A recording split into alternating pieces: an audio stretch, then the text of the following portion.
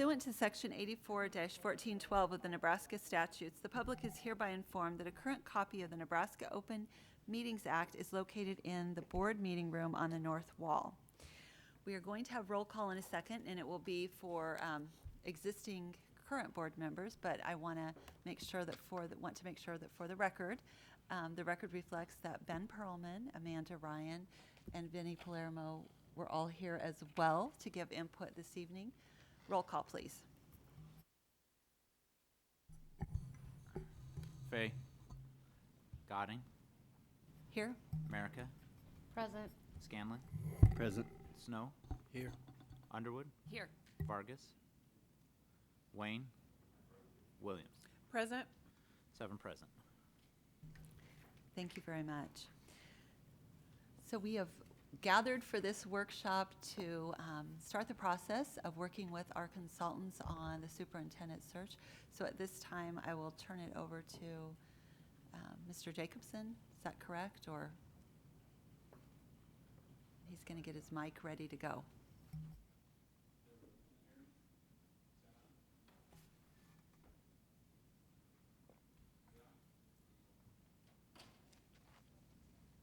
Is it on now? There we go.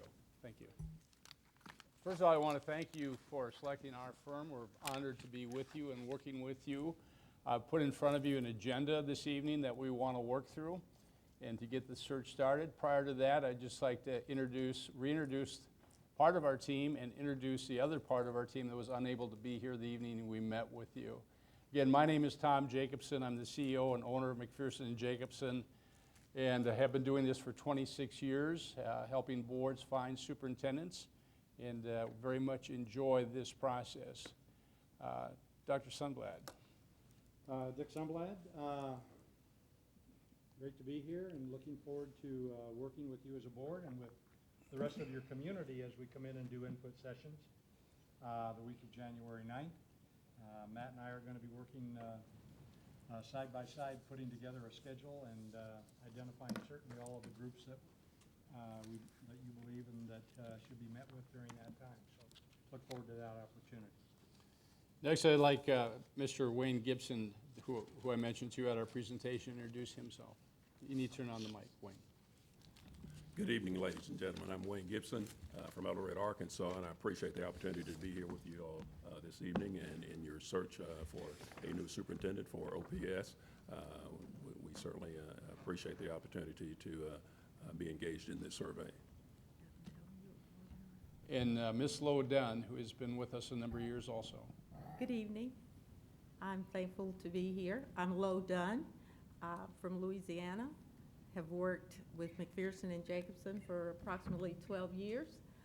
Former educator, former board member, and a mother, and most importantly, a grandmother. And I also might add, I'm also a current board member, have been for 26 years on my local board. I have headed up our School Boards Association in the state of Arkansas as well. So this is the team that will be working with you. There may be a couple others when we get to the stakeholder meetings to make sure that we have adequate staffing to meet with all the groups that we're looking at to meet here. Well, could we get a resume on Lo Dunn? I think we have the resumes on the other we ones. can. That would be great. And we will be able to do that. Awesome. When I first started the process, we weren't sure she was available, so yes, we can. What we would like to accomplish tonight is to set the calendar for the time frame for doing this. We also have talked about some advertising venues. We want to share that with you and where and how we will be reaching out. Spending a little time on the stakeholder groups, but I want to commend Matt Ray. He has given us a very detailed list of stakeholder groups already, and we will be working directly with him to help coordinate that. Again, Matt will be our contact person, so as we go through some of these issues, if you have suggestions or want to provide input, the easier for you to contact Matt and give him your concerns, and then I will be visiting with him so we can have that type of coordination. And I want to thank him for all he's done already for us. The main thing we want to do tonight is take you through a process called nominal group technique, where we're going to identify your top selection criteria. And what we'll be doing is some brainstorming and getting some information put up here. This will not be the the final product. We'll be doing some wordsmithing, but it will give us a direction. And this is going to drive a lot of our recruiting and our reaching out to potential candidates based on what you said you're looking for.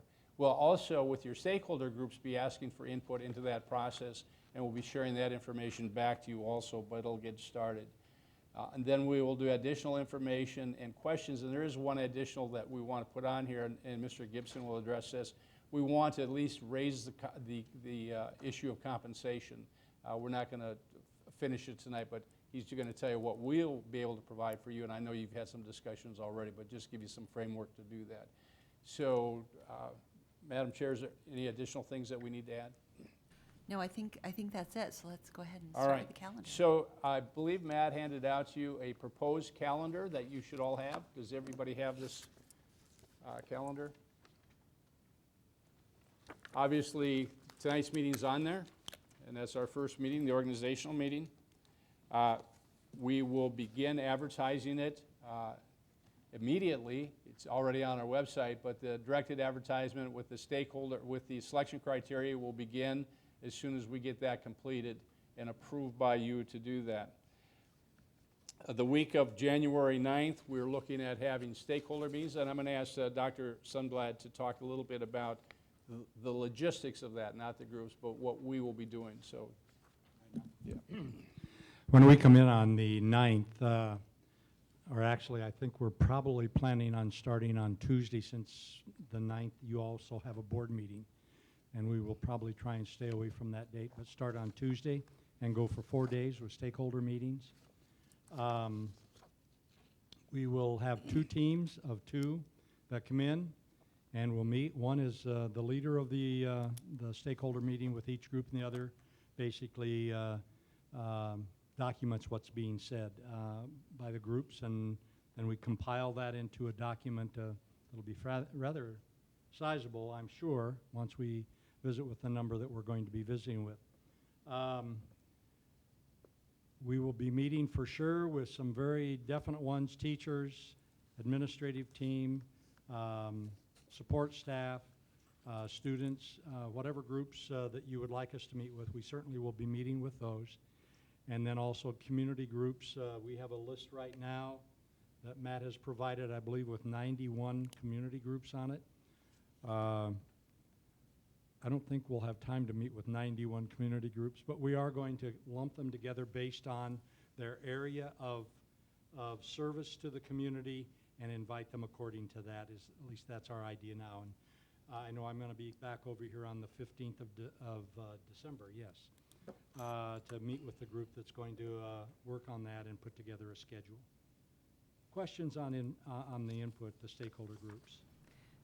So Matt created a list, well, partially created a list. It was already existing from when we had the strategic Right. plan input session, so built upon all of the groups that we went out to the strategic plan and asked about, and then also asked for other input. So if anyone has, oh, I want to see this community group or that community group, if you would just get with Matt, is that okay, Matt? And let him know, and so we won't sit here and work through 100 more Some of community the groups. groups will be definitely targeted. Others will be combined. Right. I know we were just conversing earlier, and one of them that might be targeted is the Chamber of Commerce, for example, as a group that we would target. Teachers, certainly staff will be targeted. Students. And students for sure as Right. well. I would want to point out that there are 4 questions that we basically ask of every group, and this will also be online, so people that are not able to go to one of the meetings will have an opportunity still to respond. One question is, what are the assets, what are the greatest characteristics of the greater Omaha area? That would be question number 1. Question number 2, what are the assets, what are the strengths of the Omaha Public Schools? Question number 3, what are the characteristics that you would like to see in the next person that would be selected to be superintendent? What are the characteristics that are most important to you? And then last, another very critical question that I know as candidates look at it, they'll ask us, what are some of the critical issues that we're going to face when we go there, to know exactly if we are going to go in there and hit the ground running, what are some of those things that we're we're going to be asked to address. So those would be the 4 questions that we'll focus on.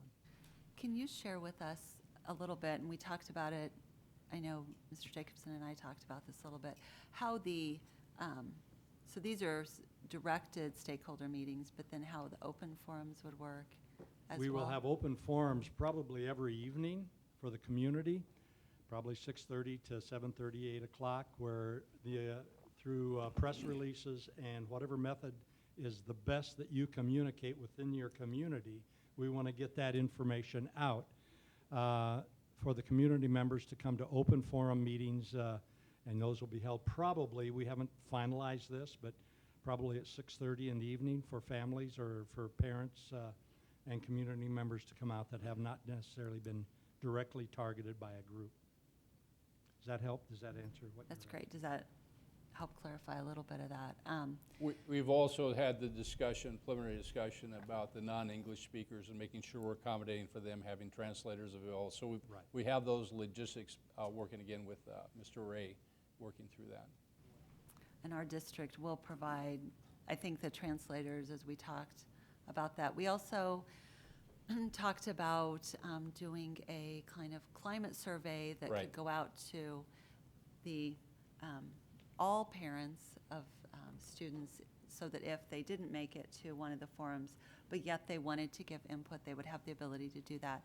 And that could be in a multitude of languages, correct? That's And correct. that would be more target-specific questions, not open-ended questions. And I'm currently working on putting that together so you all can see that ahead of time. But as I said also, the survey will be online through either the Omaha Public School website or through Mac and Jake's website.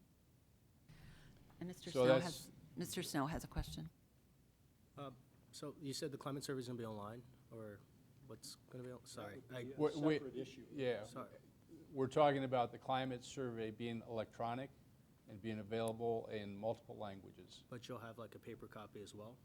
The paper copies will be done with the 4 questions that we're doing also. Is there- Well, yeah, to answer your question, yes, paper copies will be available as well as electronic.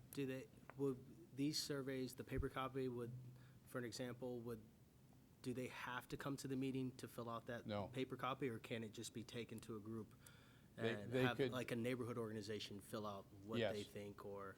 What we want to do is make it as easy as possible for people to give input into the process. So yes, we will be able to do that. We'll be able to do it electronically. We'll have paper copies. We can work with the various groups to have it available also. And my one thing I had was alternative dates for weather, that if actually trying to schedule those, that if there is snow or is it Right. ice out, people aren't going to want to come out. And that's such a tricky one, especially in the Midwest. And what we have found out over the years is that we're gonna set the dates, have it, and then if we run into weather, we'll reschedule something and try and do that. But try and second guess what's gonna happen is difficult. Knock on wood, we've been very, very good about avoiding any inclement weather, but it can happen.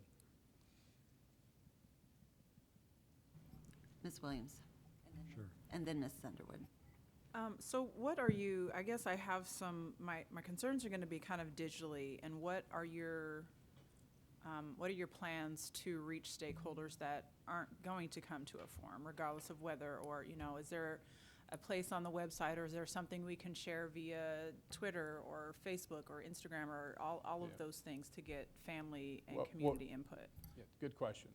What we've done in the past is to make sure there's a dedicated spot on our website and your website to have people access that so they can electronically, and it's multiple languages. We've done a district where we had 27 different languages so that they can access language that they're familiar with. So I guess my ask, I mean, I know we're kind of going to talk about it, but not just advertising, but sharing the conversations with the district's social media pages. So I guess that's something that I would like to see. Most of our schools have some social media, and so that would be a great revenue to get family feedback, having the paper copies at the schools where parents are picking up and dropping kids off. Right. I just want to make sure that all of these things are covered, because I would hate to miss one parent that wanted to give Right. feedback because we weren't accessible. So And as we met, and Matt was at that meeting, we're accessing already existing networks that you have, making sure we utilize those as well as our meetings. thank you. Ms. Underwood? That was basically my question, was just how we're communicating it out. Yeah. And our goal is just what you said. We don't want anybody in your district to say they did not have an opportunity to provide input into the process. Yeah, we want to blanket the district as much as we can with information and also with the schedule and timelines for when people can respond, as well as knowing that they can respond online. Ms. Merrick? And I just wanted to add, I'm sure you've discussed this, but if we can please make sure that things are mobile friendly, because most of us are accessing these surveys and things on our tablet or on Right. our phone versus on a regular computer. And I think that'll be very key if we want people to respond. I know a lot more people are going to respond if they're able to take their phone out, answer 4 questions or answer a few questions versus having to go home, pull up the link, Right. log on, and pull up a full And website. we do have that capability. We do.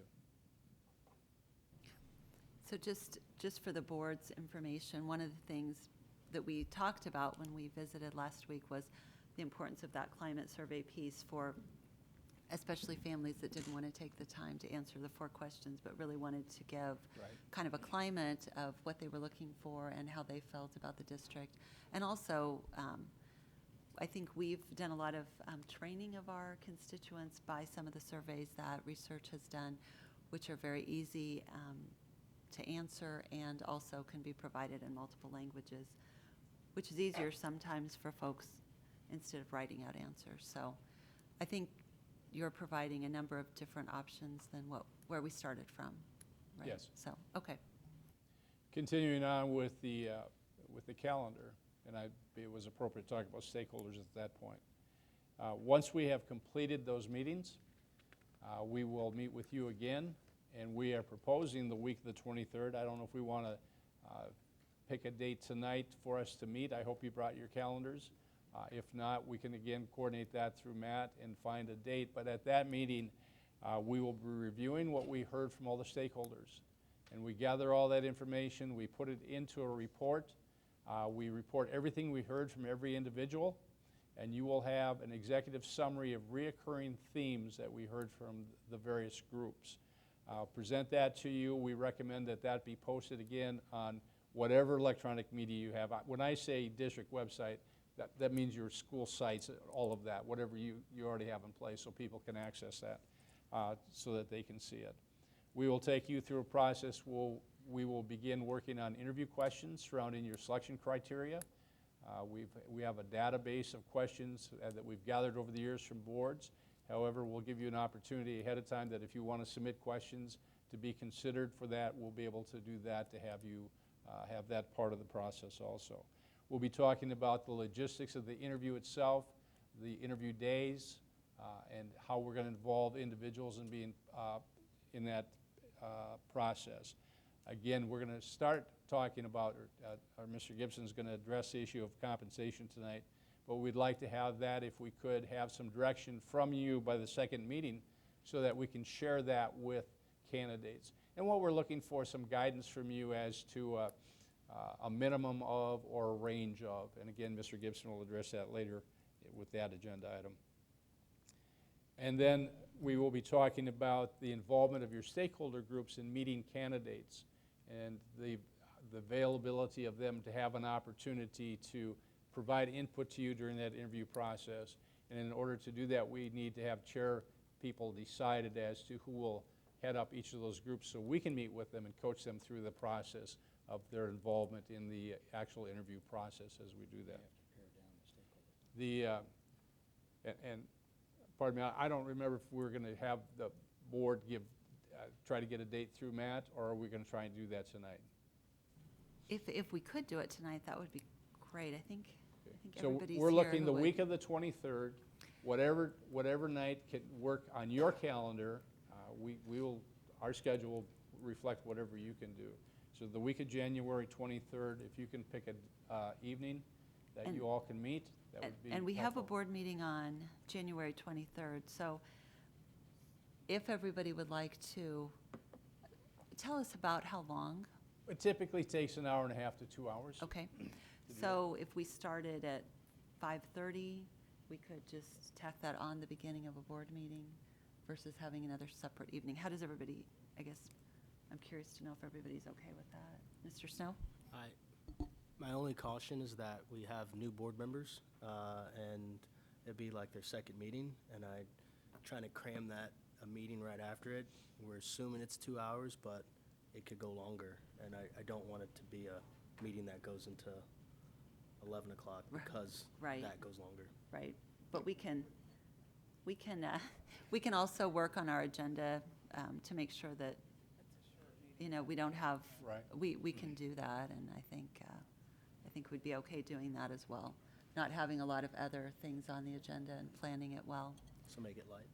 Make it a light agenda. And our So- process for that evening is mainly going to be logistics of the search. There's not a lot of heavy lifting and making decisions. That's the third meeting, we'll come to that. Right. And so it's mainly a logistical meeting. So just going around the table, Mr. Perlman, your thoughts, different night or same night? I'm fine with it that same night. Okay. And Ms. Ryan? You're good? Okay. Ms. Merrick is good. Mr. Snow, we promise we'll work on light agendas. Good. Mr. Palermo? Okay. Scanlon? I would just think more of a 6 o'clock start seems to have worked better in the past than a 5:30. Okay, we can do that. We can do 6 o'clock. So should we plan on? 23rd, 23rd, 6 o'clock to start off, and we'll very good. start with you guys. When I reviewed your RFP and what you had put out, you have a very aggressive timeline on completing this process, and I commend you on that, getting out and getting this done and not dragging it out. So we're proposing that the application process close on February 8th. That'll give us approximately 6 to 8 weeks to advertise, reach out, recruit, talk to individuals, but to have them by February 8th complete their application so we can begin that detailed screening and vetting process that we need to be able to do to find out about these individuals that as we present them to you. So we're recommending the week of February 20th because we need a minimum of 2 weeks for this vetting process. That's about as quick as we can do it. I'll remind you what we do in the vetting process. We read through every completed application. We begin comparing them against what you told us you're looking for. We're beginning a sorting process as we're doing that. We're talking amongst ourselves with our team of who are we seeing that we think are meeting the criteria that you've identified for us. Then we get into our actual vetting piece as we do that, which is calling the listed references that they put down, asking 2 questions at the end. Is there anything in this person's background, if it became public information, would be an embarrassment to this district? That's a question we learned along the way. And the last question, would you give us a name or 2 or 3 other individuals that could speak to this person's ability? We call them, ask them the same list of questions, including give us a name or 2 or 3 other individuals that could speak to this person's ability. Going a minimum of 3 removed from primary references. And about the quickest we can do that is 2 weeks, because there's a lot of calling, leaving messages, having people call you back. And what we're looking for is consistency of answers. Ms. Dunn, did you want to add something there? Yes. Can you hear me? Is it on? I wanted to say also with the number of consultants we have, we've established relationships with people all over the U.S. And there are many states that I can call and I can ask someone that I know to kind of check for me, just as a backup. So with the number of consultants that we have in the network that we've created through the School Board Association and just merely serving as school board members, we're able to reach out to other people as well who may know these people. When we come and meet with you, we will have a list of everybody that applied for the position. I'm sorry. There was a Mr. question. Wayne. So the week of the 9th, are you planning on coming in? When are you planning on being here? January 9th? That week, is that what you're asking? Yeah. Right now, we're looking at probably all day on the 8th, or excuse me, the 10th, 11th, 12th, 13th. Tuesday through Friday. We've got four consultants that'll be here for those 4 days. So when we talked about stakeholder meetings, we could have 2 different stakeholder meetings each evening at 2 different locations, because 2 of our consultants will be running one, 2 of our consultants will be running the other. With our team of 4, within 4 days, we should be able to cover all of the groups that so far have been identified to do that. See, because we got 18 state senators who will be starting their full week that time, and I'm pretty sure they won't be able to. It'll be tough. So I was wondering if a Sunday or a late Friday was possible. I know that was one thing that was critical when we did this before, was we got as many elected and not just community leaders and business leaders to be a part of the process early on. So there was a lot of buy-in throughout the process. But it would be very tough in the first 10 days of session to come back to Omaha and carve that out. Would it work on the Saturday, Saturday the 14th? Because I also think in the last go-around, there was a Saturday session. Ms. Merica? I would say either the Saturday or possibly that Friday afternoon, because historically, they have ended early on Friday, and you probably will not have started committee hearings yet at that point either. Right, 'cause- And it's a 3-day weekend that weekend, so. Yeah. Right. To answer Mr. Wayne's question, yes. And what we've done in other districts, that we've come back on weekends or we've come back the next week. We're gonna create a schedule that's conducive to your groups so they can meet. When I talk about the 4 days, that's gonna be our traditional stakeholder meetings, our community groups. If we have special interest groups that we would have to come back for, yes, we will do that. I know that in the last round, there was a Saturday session, because I Sure. remember coming to it as a open community forum. Is that an option on the 14th or the 7th? Yes. Okay. And again, as we work through the schedule, putting it together, we'll keep that in mind. Mr. Perlman? That was going to be my suggestion. I'd be strongly in favor of a weekend day, so. Sure. The morning time would be best on a Saturday. That was, I remember the last time, that was what I went to, was a Saturday morning, just because it was, it's in the middle of winter and there's not if your kids aren't participating in sports, there's not a ton going on, but morning is typically better, I think. Yep. No, we'll create a schedule that's inclusive, and if we have a group that's the only time they can meet, that's when we'll set it up to do it. Right. Great, okay. So close it on the 8th. I was talking about our screening process. We need the time to do that. We're going to bring in the names of everybody that applies, but we are going to create for you a short list. These are the groups that, the individuals that we think are most closely meeting what you said you're looking for, and we'll be reviewing those with you. We'll have everybody that applied.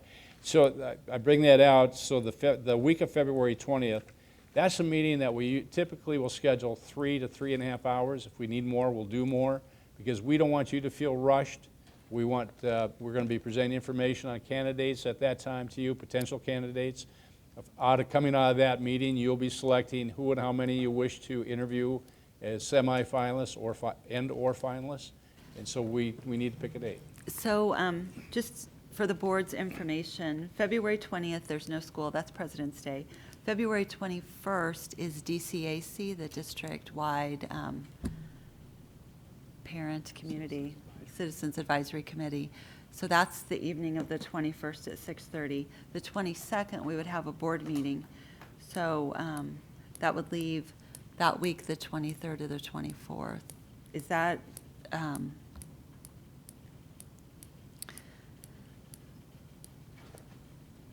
what we talked about in our contract negotiations was that for the semifinalist, we would do video interviews, Right. correct? So what would happen is we would be selecting who the semifinalists are during the meeting that we would have the week of the 20th. And then the following week, looks like what you have set up for the semifinalist interviews, those would be the opportunity for us to look at all the packets of information on each of those individuals and watch the video interview, correct? So they need about that week's time in between there. How does what do people feel about 2 nights in a row? Because I think it has to be a separate meeting. We It's recommend got it a lot be of separate. stuff. Yeah, we got a lot of stuff This to is- cover. This is the big one This is- for you outside right, the this is the big interviews. one. So, the 23rd is a Thursday or the 24th is a Friday. It's also, there's some state stuff going on, but I think it should be, hopefully, it doesn't impact too many people. What are your thoughts? I Ms. mean, Williams?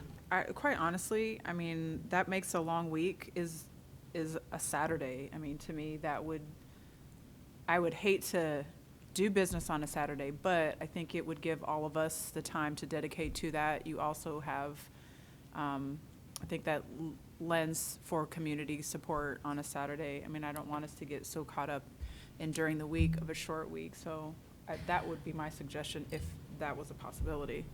So my question for you, so the Saturday, the 18th, is a long weekend for families, so we don't have school, high school the 17th, and there's no school the 20th, so typically we try to avoid those times. If we had a meeting on the 25th, and I don't know how everybody else feels about it, which is a Saturday, does that give you time to get those video interviews done the following week? Because you don't Yes. have you Because do. what we will be doing is, as we're creating our short list, these are the ones that we think most closely meet, we're going to be asking all of them to do the video, so we've got it ready. And we Okay. use those videos as we're screening too. And then once you select, they're already there. Okay. So feedback from board members on either the evenings of the 23rd or 24th or daytime the 25th, probably Saturday morning. Mr. Scanlon, your thoughts? I don't have a problem with the Saturday morning. Okay. Mr. Palermo? Saturday morning would work. Okay. And Ms. Williams, that's what, Mr. Snow? Okay. Ms. Merica? 25th.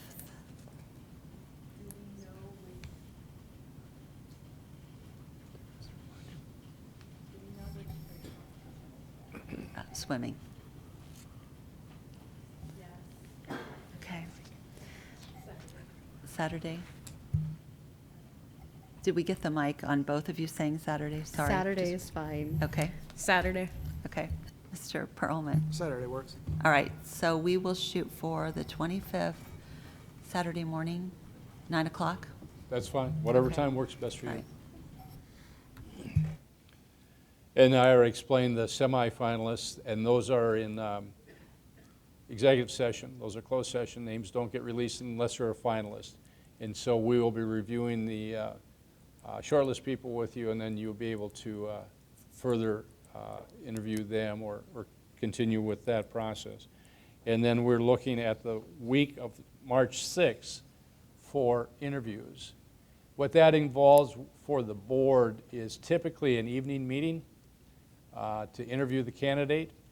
We also usually involve some kind of social meeting with the candidates, either with a dinner with the board, or also very common is that we have a few board members at breakfast, a few board members at lunch, a few board members at dinner, but an opportunity to meet them. But the interview typically is an evening interview. We schedule 2 to 2.5 hours for that. So if you can block out that entire week, that would be helpful, and then if we have fewer candidates, we can eliminate that. But if you can get those on your calendar now and hold those dates open, that's helpful for us. Ms. Merica? So this might be a clarification. So the meeting that on this timeline, the meeting that we have week of February 20th is the one that we'd be having on the 25th, correct?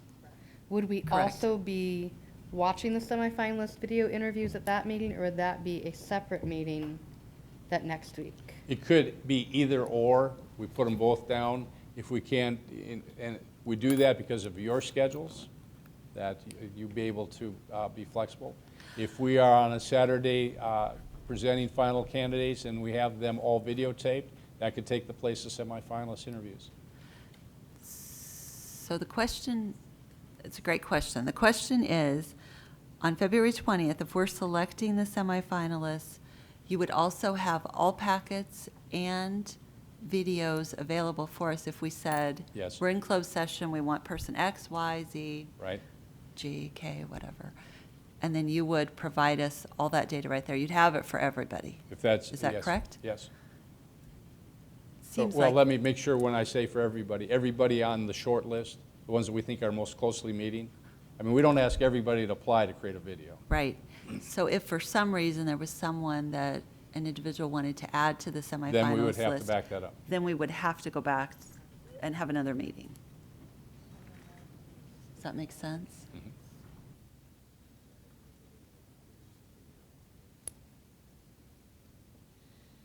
Because you're interviewing all short, you're video providing for those candidates that you believe are shortlist. Right, You're going to have a very, very long list.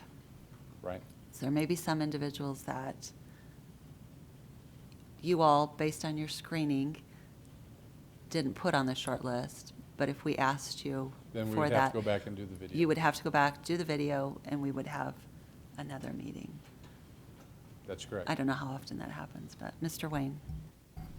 So, do they know that they might be, when do they find out as candidates that they're gonna have to create a video? If we are saying that this is a potential candidate for you to select from, we ask them to create the video. We use the video in part of our screening process too, as we're doing the screening. So when we come and meet with you and say, here's the 10, 12 that we think most closely meet what you're looking for, let's look at those, let's take a look at that. You can narrow that down from there to go right to finalists if you want, or you can narrow it down and say, no, we want to get more information on these 6 or 8 before we narrow it down to finalists. Okay, Mr. Scanlon, What's the week of spring break? the following week, the week of the 12th, is spring break. Okay. All right, so as of right now, we believe that on February 25th, we should be able to pick the semifinalists, watch the interview information, and, Right, and decide who they, who the semifinalist group is, right? that's correct. Okay. So my question for you is, if that is all happening on the 20th or the 25th, 25th. are we really picking the finalists out of that group after we've watched all the information? Or are we coming back and telling, I need to understand that next piece to it. I think that's where Sure. I need to understand what's the next step. In a perfect world, you will pick from that list on that day to say, these are our finalists. These are the 3, 2, whatever we want to bring back. We know it's not a perfect world, so we always build in more time for semifinalists, that if you have more questions, want more information, we have the time to provide you that information before you say, these are the 2 or 3 that we want to be a finalist for the position. Okay, so in the ideal world, February 25th, we'll be reviewing all that semifinalist information in closed session. We'll pick who our finalists are, and Correct. and in the ideal world, the week of March 6th, we'll keep completely open so that we can interview finalists with community interviews and them meeting the public Correct. and all of the stakeholder chairs that you mentioned earlier. In an imperfect world, we would have the week of February 27th Right. to go back and do a little bit more work. So I guess those 2 weeks, we know the week of March 6th we need to keep open, but there may be some need on the week of the 27th to have a meeting. Correct. So if you can keep the week of the March 6th open for interviews, and then once you make the determination of who and how many, then you can know how many days you need there. Okay. Does that sound good with everybody? Yep, okay. Very good, all right. All right. Mr. Scanlon. I guess I'd just like to let the public know, and as a board, we understand that this is not set in stone. It's a very fluid, tentative schedule. If things come up and we agree as a board that we need to postpone something or accelerate something based off of the application results, that's something that we can do. Great point. Okay. Right, and that's why we build in the days like we do, because if we get down to the end, we don't want to feel that you've been backed into a corner, that you have to do it this way, that you've got that flexibility. Mr. Pearlman. So will we be seeing video interviews with all the semifinalists? Yes.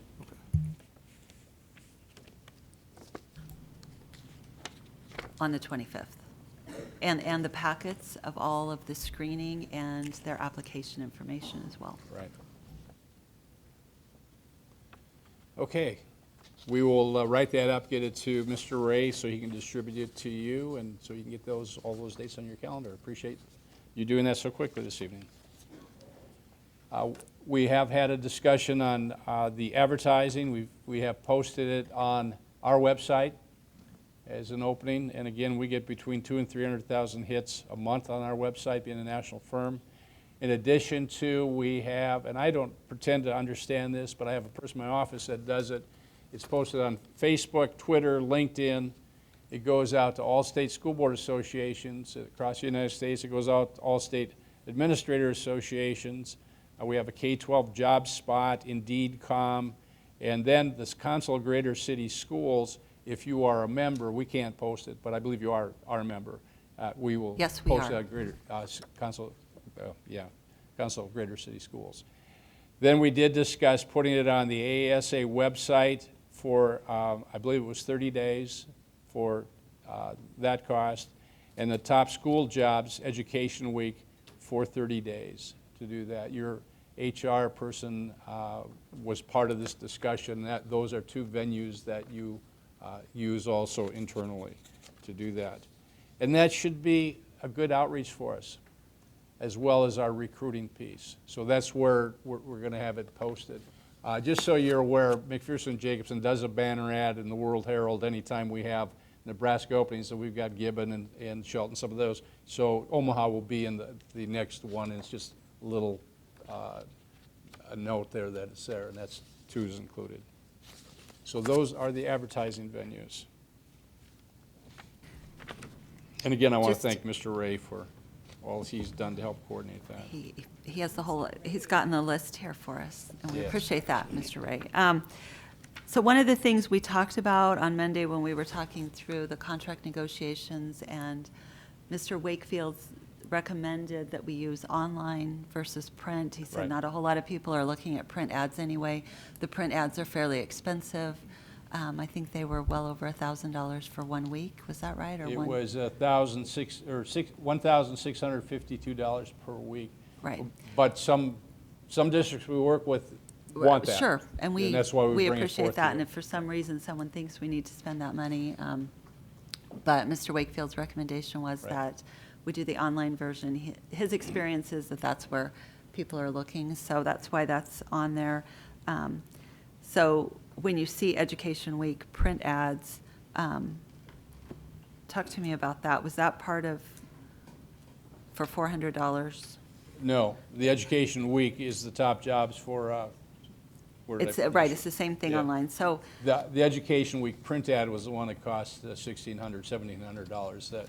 Right, so we were, when we were going through negotiation, we didn't consider the Education Week print ads, but we considered all The of the online. other options. Yeah. And as long as everyone's okay with that, I know we approved doing contract negotiations, and that's how so far I've had it written in. If somebody wants something different, let me know and we'll make a change. Because we can't vote on anything tonight, so. Ms. Merica? Maybe it's a clarification question, but are we just doing the AASA and the Education Week online, or are we doing all of the online ones that are on here? No, just the ASA and the top jobs, which is Education Week, And all of the ones.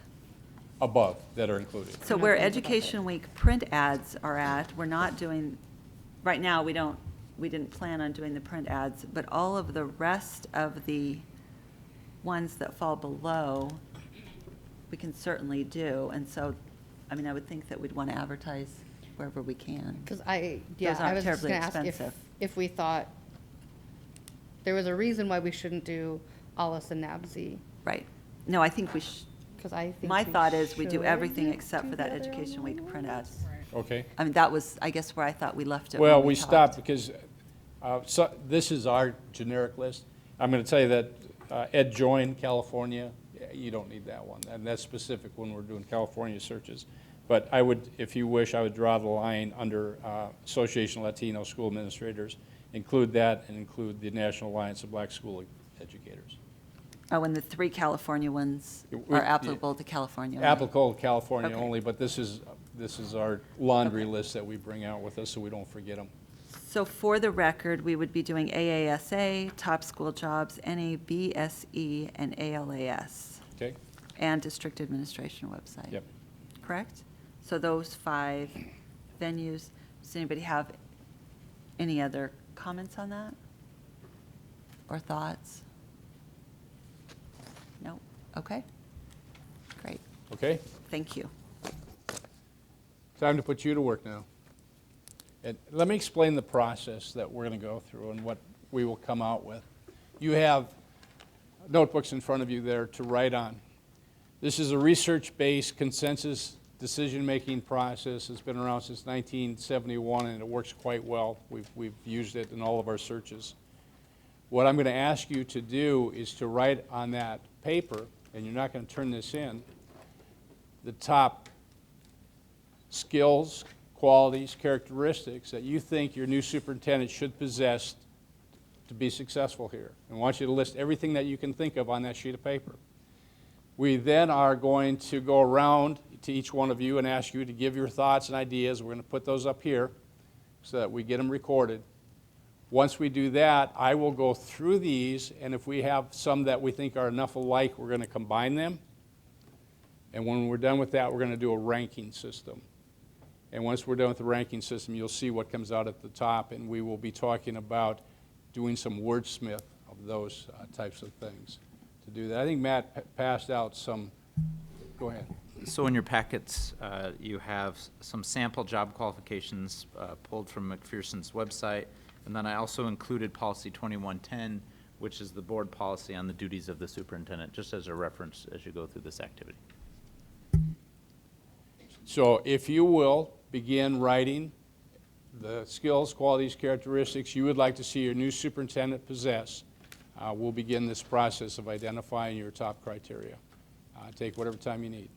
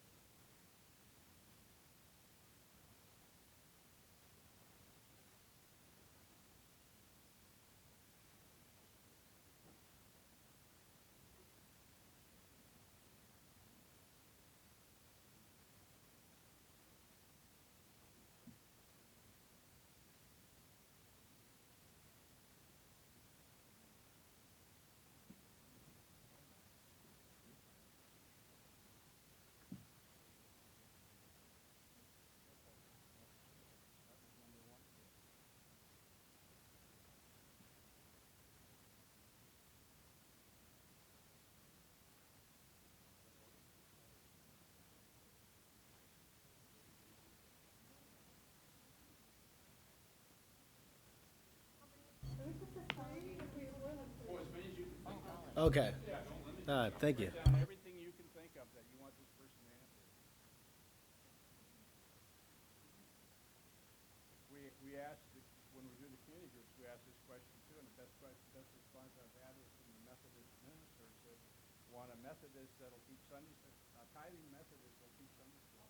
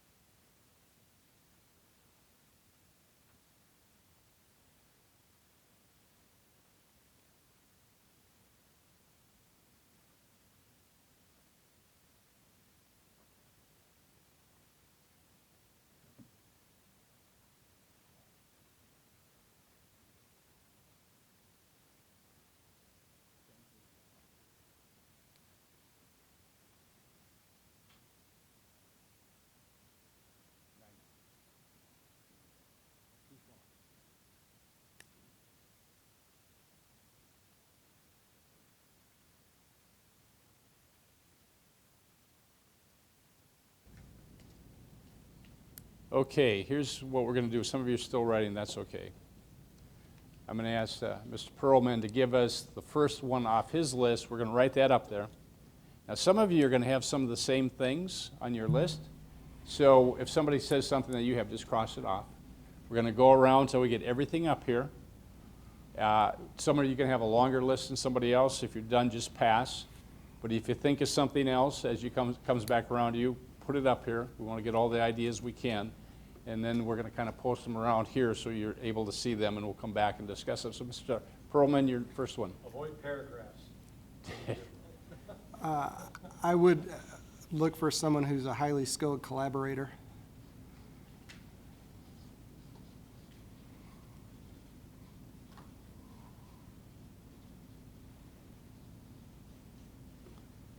There's a glare.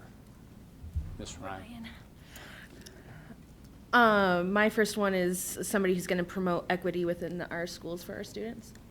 Mr. Wayne, do you have a list? I didn't mean to skip you.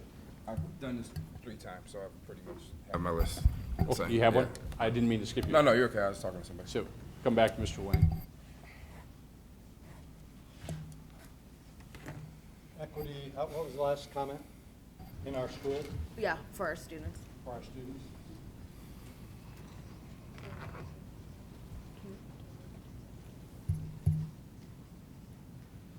Mr. Wayne, Laser focused. say again. Laser focused. Laser focused?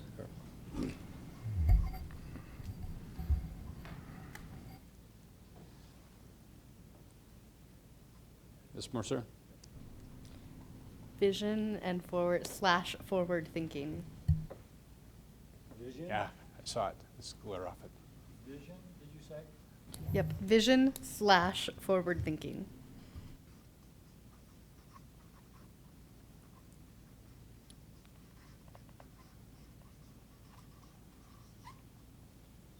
Mr. Snow? I have so many. Just pick your first one. Culturally competent leader. Culturally Competent leader. competent.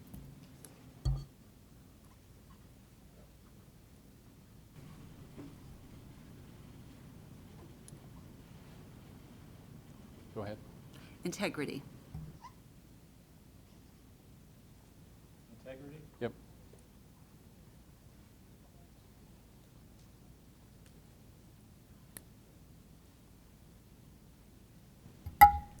So I'm gonna add, urban experience. Because you were looking at my list. I was looking.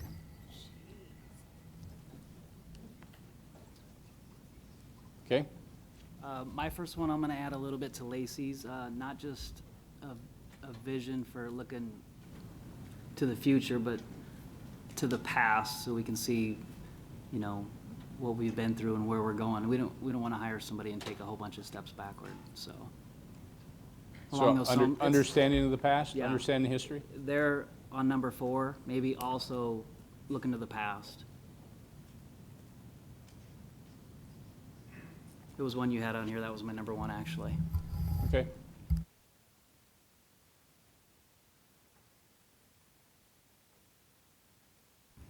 I had a couple already up there, but the next one on my list is buy-in and agreement with the OPS strategic plan and progress currently being made in OPS continuing that.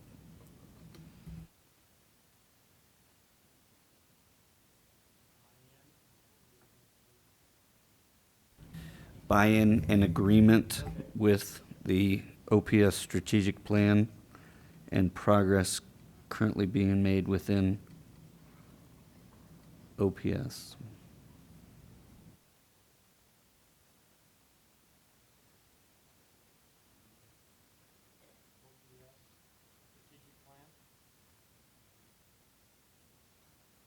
Yes, and progress that we've made already with the implementation. Pardon me? Honoring progress that's been made? Continuing the progress that we've made under that strategic plan.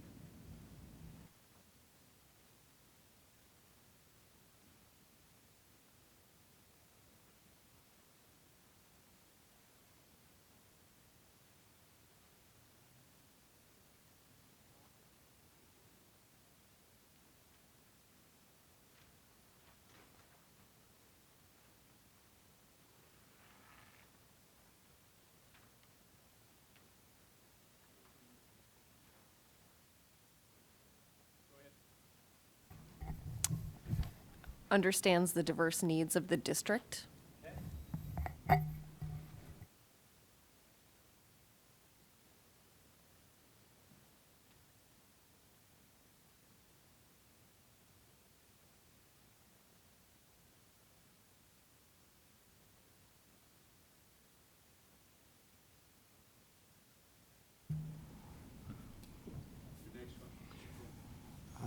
We need someone who's an expert and a leader in the field of education.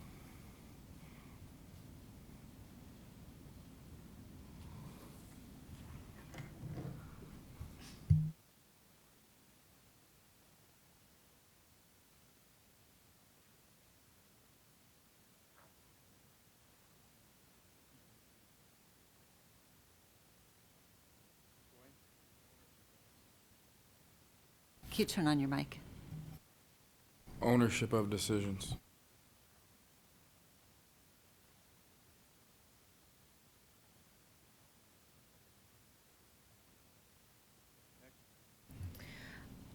Somebody who's gonna have a strong working relationship with our teachers and staff and students.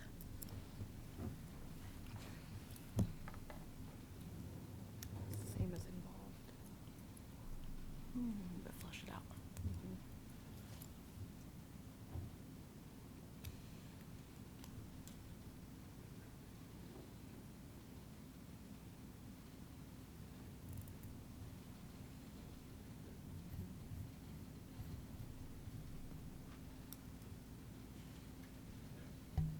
Effective communicator.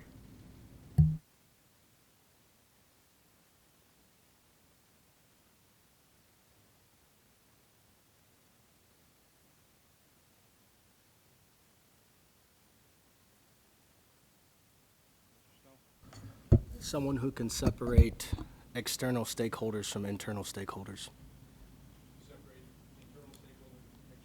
Yes.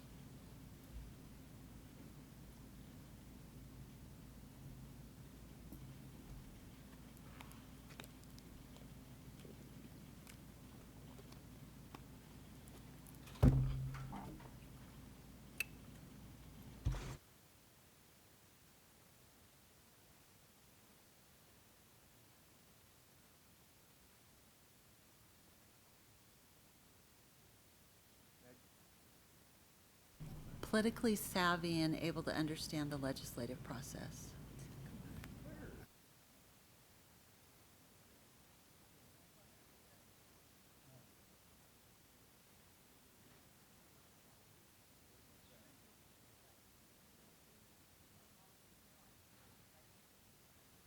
So you said, and understanding the legislative process. Yes.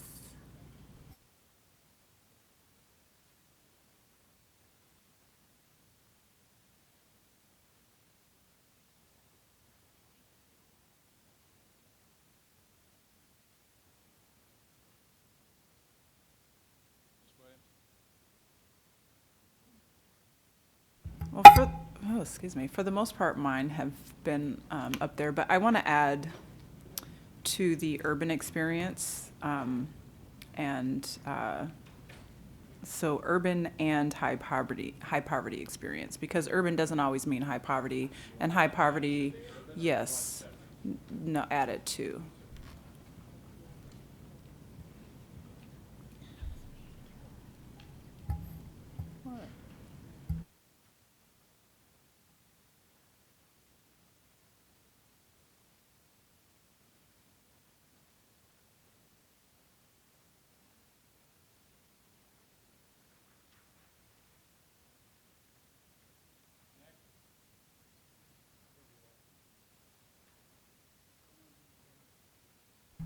Sorry. Someone that can get low-income students to thrive with what they have available.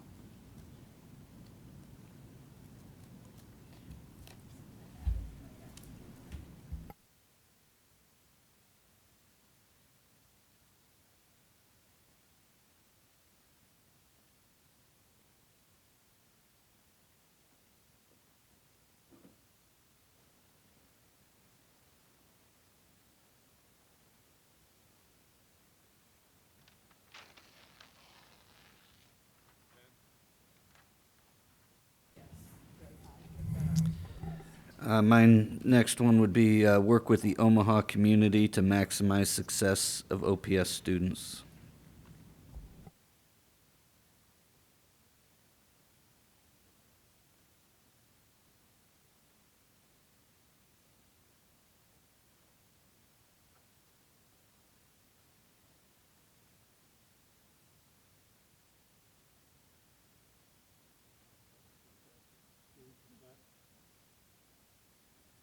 Yes, maximize success of OPS students. That's fine. Approachable.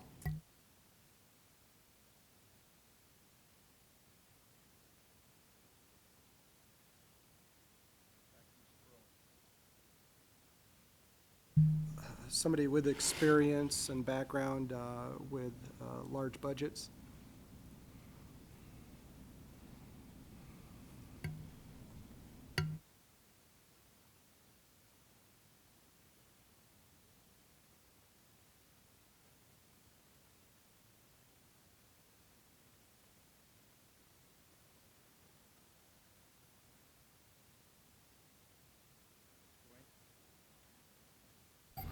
Someone with operational knowledge.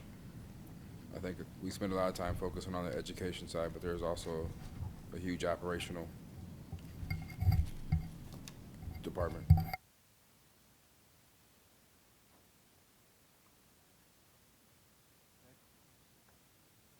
To kind of add to both of those last ones, how to maximize our budget.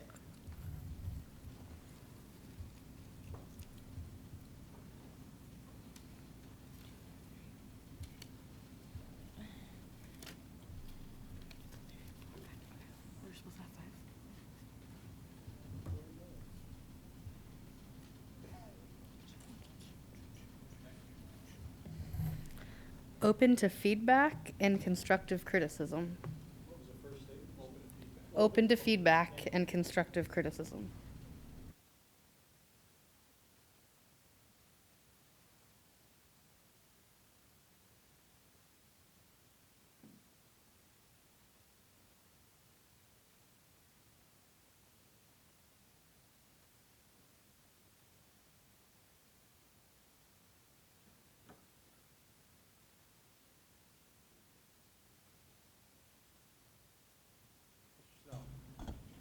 Understands the school-to-prison pipeline.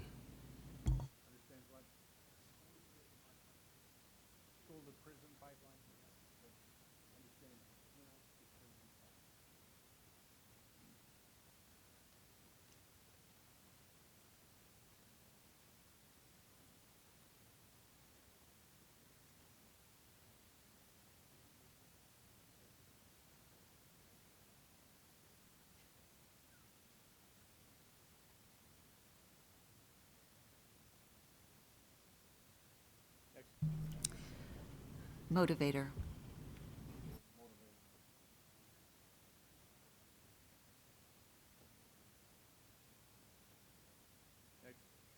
So since I amended my first one, I'm going to get a twofer in right now. And I'm going to add someone who understands technology trends, which is huge for our district. And then the other one is the proven ability to close achievement gaps.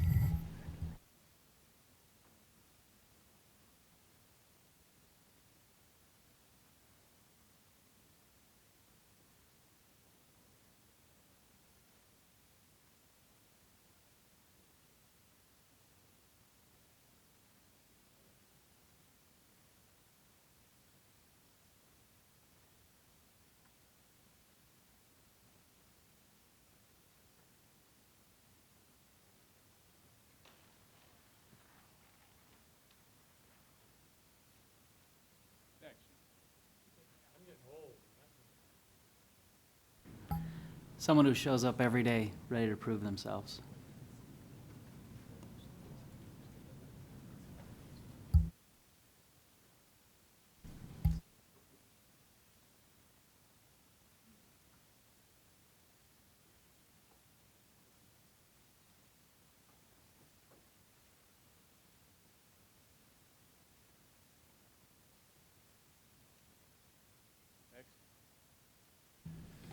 The last one I have is able to make tough decisions and implement needed changes.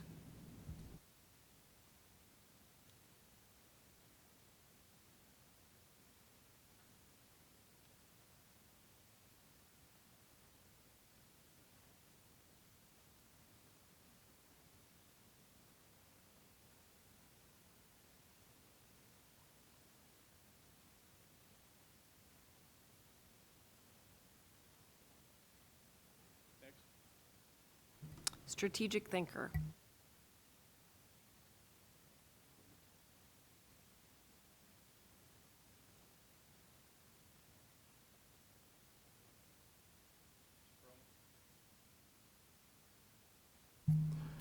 I would look for someone who can really demonstrate knowledge and concern for some of the things that are often the first or the most overlooked, and that's arts in the education, special ed, and gifted programs. So, Standing for arts. arts, special ed, and gifted.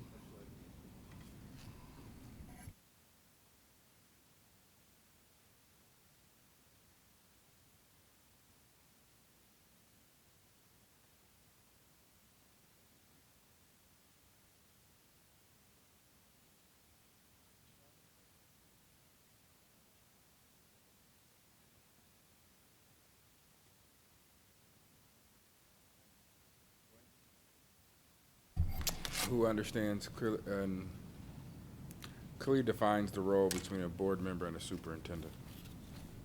Understand the roles, clearly defined roles of superintendent and board members. Yeah. You can still this one. No, can I? No, that's mine. Can this one? Yeah, you can steal that one if you want.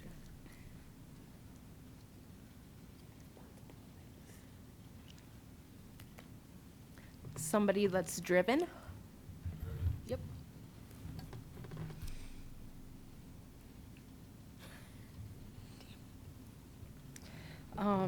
Someone who well-versed in database decision-making.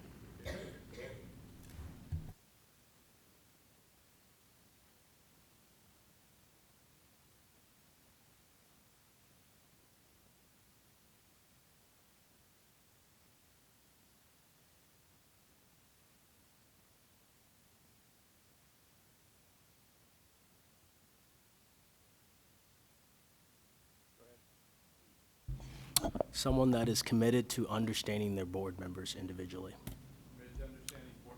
Individually.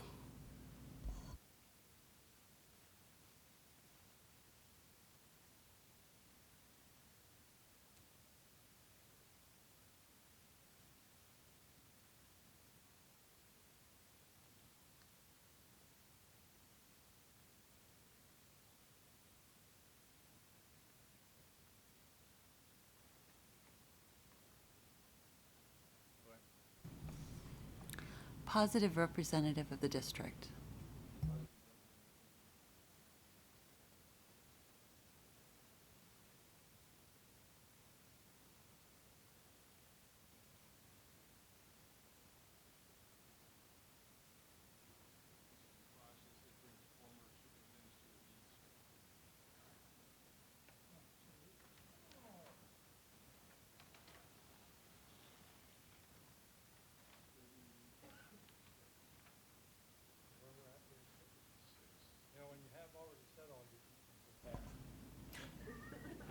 Is there a way we can, is there a way we this can is- get him a chair so he doesn't get stuck down there?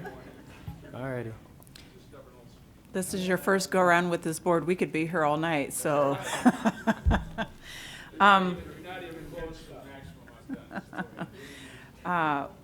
We need a highly influential leader. And what I mean by that is, I'm looking at potential things like bonds. We need someone that's really going to go out, influence our leaders across the city and the state, to be able to influence them to lean towards the district. Just an influential leader, period, at all levels. So they're gonna have to have a lot of influence and be comfortable with that.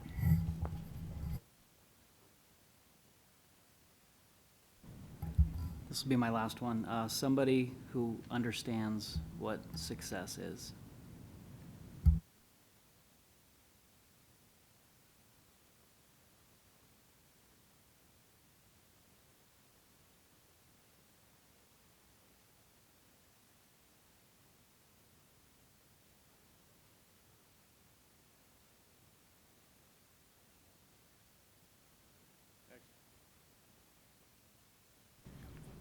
I'm done. Mr. Perlman?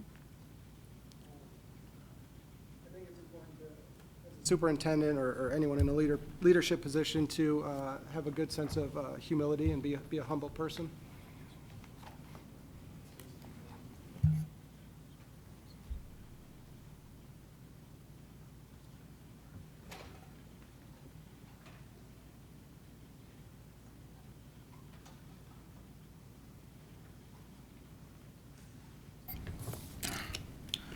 I think it's important to find somebody, or at least have conversations with somebody who is from a background of poverty and understands where they came from.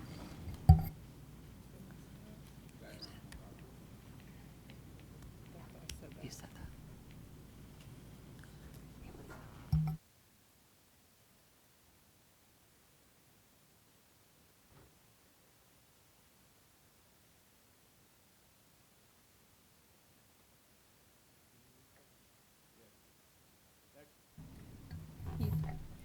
This is my last one, I promise.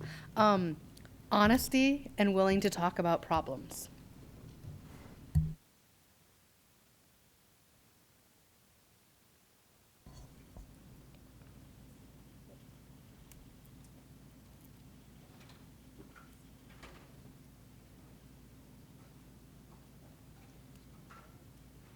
Someone willing to support an equity and diversity policy and enforce it.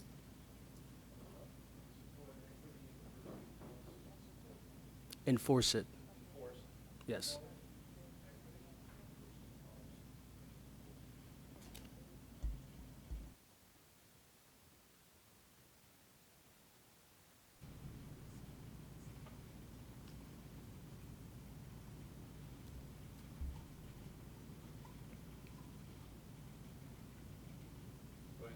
Team builder and player.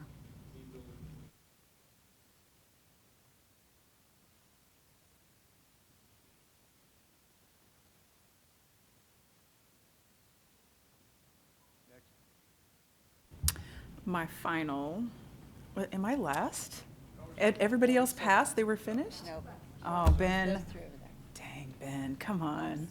Dang.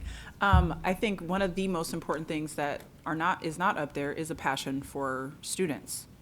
I think that's what we're all here for, and if the next soup doesn't have a passion for students, then that makes all of this irrelevant.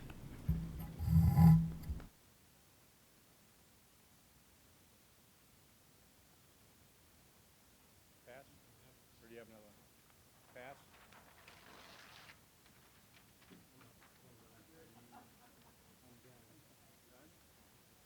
Any others?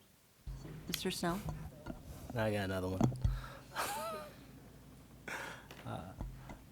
Someone who's able to work with the teachers union and administrators union. Work with teachers union and. Administrators union. How about all bargaining units? All bargaining units in OPS. We'll just say that, all bargaining units. Thank you, Lacey, for, are you joining me on that one? Thank you. That we do have a lot.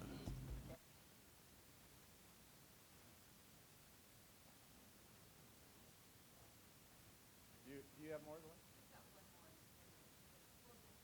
Okay. Mr. Snow, yep. Someone willing to have a tough conversation at the board table.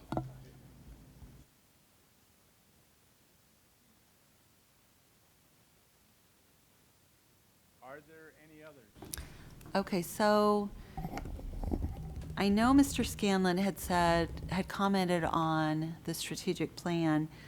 I wanted to know if we could add, what I had was ability to maintain and build on success that has been implemented with the strategic plan, be a maximizer. So I don't know if we could add maximizer to that. And then, Let's get that one up before you go on. okay, Say it again. maximizer of the strategic plan, right? Maximize ability to build upon success. To build upon the success that we've started, right? Strategic plan and other programs. Effective delegator. Can I just finish up? Yes.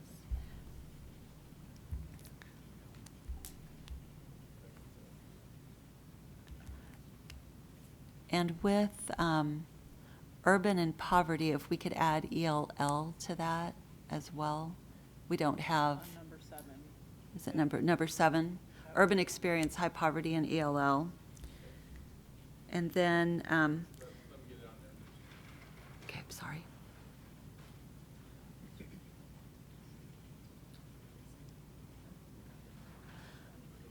And I know Mr. Perlman said something like this, and I'm not sure which one it was, but what I had was ability to relate and motivate, or relate, motivate, and build relationships with all bargaining units, business and philanthropy.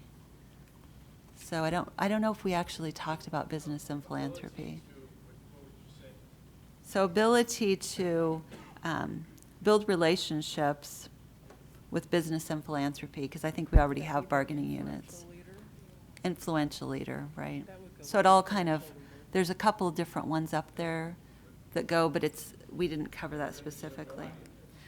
Okay, Ms. Williams. I'm actually done. No, I said that I did a twofer.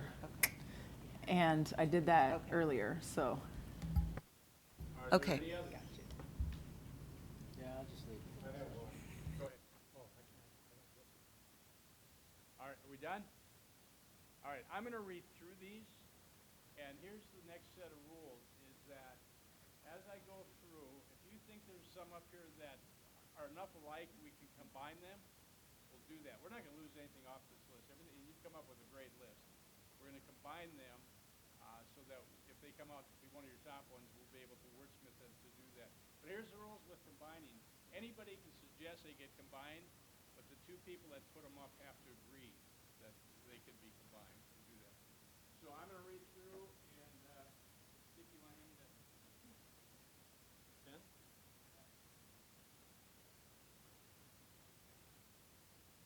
So we have number 1, highly skilled collaborator. 2, someone who will go with equity with their students. 3, laser focused. It's, is I don't not think your on. mic is on.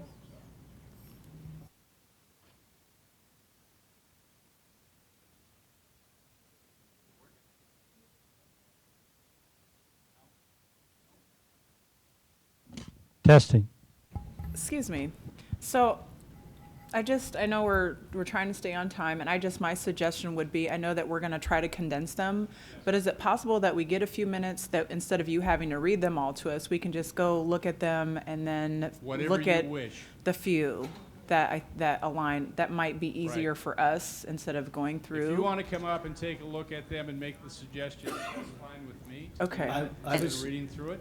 Could I suggest, though, if that's what we're gonna do, make sure that whoever put that one up there is okay with the merger? Well, I think Well, we won't do the any of rules are going to those. stay the same. Right. Someone's going to recommend it, and I'm going to check with people and put it up. All It's right. just, instead of Just reading them making- all, we Instead can of go reading No, you're it, good, if you you're want to good. come up and take a look and make the suggestions with me, I'll read. I think what we're suggesting here is go to the front, write down, I don't know, 1 and 11 are combined, and Well, So for example, on your number, paper, and then shout come it back out and which sit ones down. you want to combine.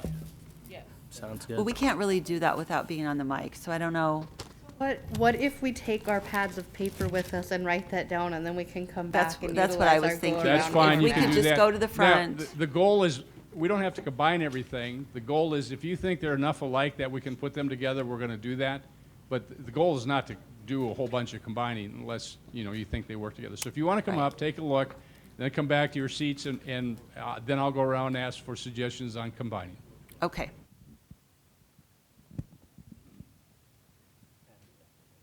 This one works.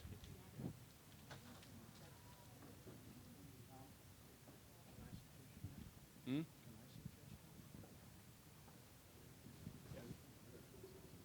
No kidding. No kidding. I didn't see that.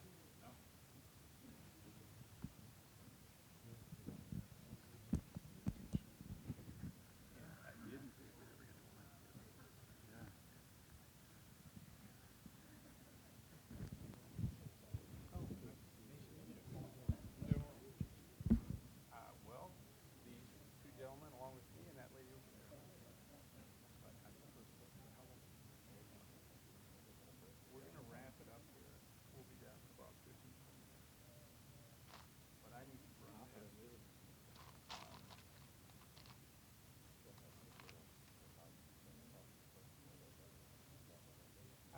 I need to stay with us, but I'm looking to grab a car and cram. I can stick around for a bit. I know you got a deadline. Yeah, I got a deadline. Dick, you wanna visit with this gentleman?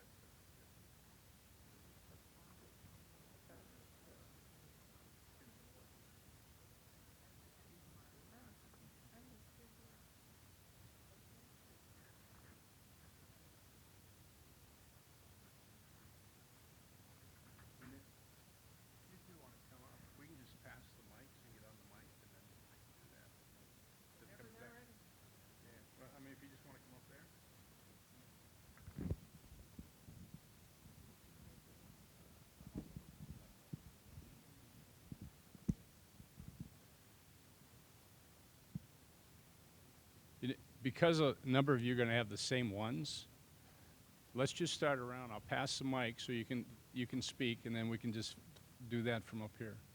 And I just invited Ms. Williams and the others to come up. If you, here we go. How are you going to communicate back We will pass the mic. on the, So let me, okay. if you want to come forward, we'll go ahead and start this process. So here's the rules, because I know a lot of you are going to have the same thing, is go ahead and recommend the combination. I'll ask one person to do that. We'll use this mic, and then we'll talk through it, and we'll just keep moving the mic on down until we're done, because I think you're going to have a lot of the same ones. So which ones do you want to see combined? I want to see 7 and 9 combined. So that's dealing with diversity. So 7, urban experience with high poverty and ELL, and 9, understand the diverse needs of the district. Who put those up there? Yeah, let's do these 2 first. Who put them up there? 5 and 2. Who did 1 and or 7 and 9? I had 27. Yo had 27. Okay. No, I'll hand you the mic. Will it be easier if someone doesn't want theirs to be grouped instead of, because that was like 5 Right. that we could just group together? I was just going to suggest that we'll take silence as agreement. Yeah. So we've got So we have 7, 9, 16 with that as well. Anybody have an issue on that? 16 is someone who can get low-income students to thrive. We've got urban experience, high poverty, ELL, and understands the diverse needs of the district. And 39 is someone from a background of poverty, which is very similar to urban experience, high poverty experience, ELL experience. So I think 39 can be combined. And what was the other one, Yo? 9, 7, 16, 39. 5, culturally competent. Well, I guess when we're talking about combining, is this going to be combined in a sentence? Because I think culturally competent leader who has urban experience, urban high poverty ELL, can you help us understand what combining? as you combine these, for instance, that one comes out as one of your top 5, I will write a statement to encompass that, and you will all see that statement and say, yes, we agree, this captured what we said. And we'll do that until we get it to say what you said. And what was the other one you had? 5? 5. So it was 7, 16, 9, 39, 5. Any other ones? Any other ones on that? No? Okay, so I think, Are we done I'll go- combining on this group? are we done? I think we are. Wait, 19, 20, and 21. Can we just go ahead and combine them? Agree? Low-hanging fruit. Okay. All right, so Mr. Perlman, what were,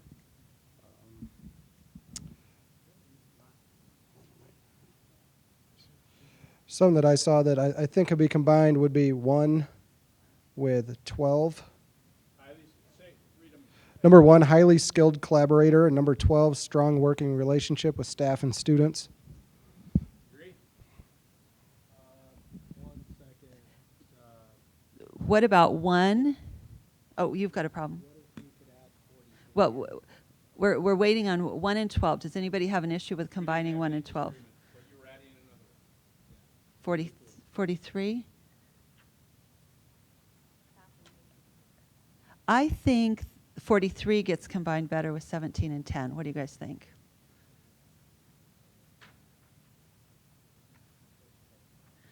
An expert and leader in the field of education, work with community to maximize student success, and a passion for students.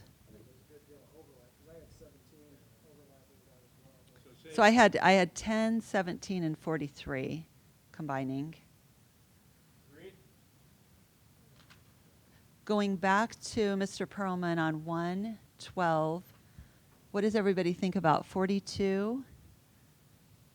which is team builder and player, highly skilled collaborator. 42 being combined with 1 and 12. What about, are you good with that? So 42, what about 44, which is someone to work with all bargaining units? So highly skilled collaborator. 48, which is ability to build relationships with business and philanthropy. Highly skilled collaborator, so it's kind of that whole collaboration of all these groups. Well, if you're, it's all about collaborating with lots of groups, and we kind of have all these groups all over the place. But it would be a sentence. I agree to you with the, It's going to be a little paragraph, right? And the So give me the additional ones that go with 1, 12, 42, 44, 40, 44 and 48 we agree with. 14, and I think that's it. Anybody? I did too, but we have 17 with 10 and 43. All right. Can I get you to mark this? Yeah. Did you get a battery in it? Yep.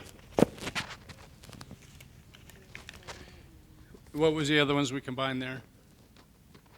1, 12, 42, 44, 48, and 14 48. is up here, on the top. Okay, Up here. thank you. Any others? My recommendation as far as the strategic plan, strategic thinking, was 4, 8, 25, 26, 29, and 46. Go through them again so Those we can. again were number 4, number 8. Number 4 is vision, forward thinking, looking to the past. Number 8, buy-in and agreement with the OPS strategic plan, continuing the progress already made. Number 25 was someone who understands technology trends, which was part of our strategic plan. 26 was close achievement gaps, which was also part of our strategic plan.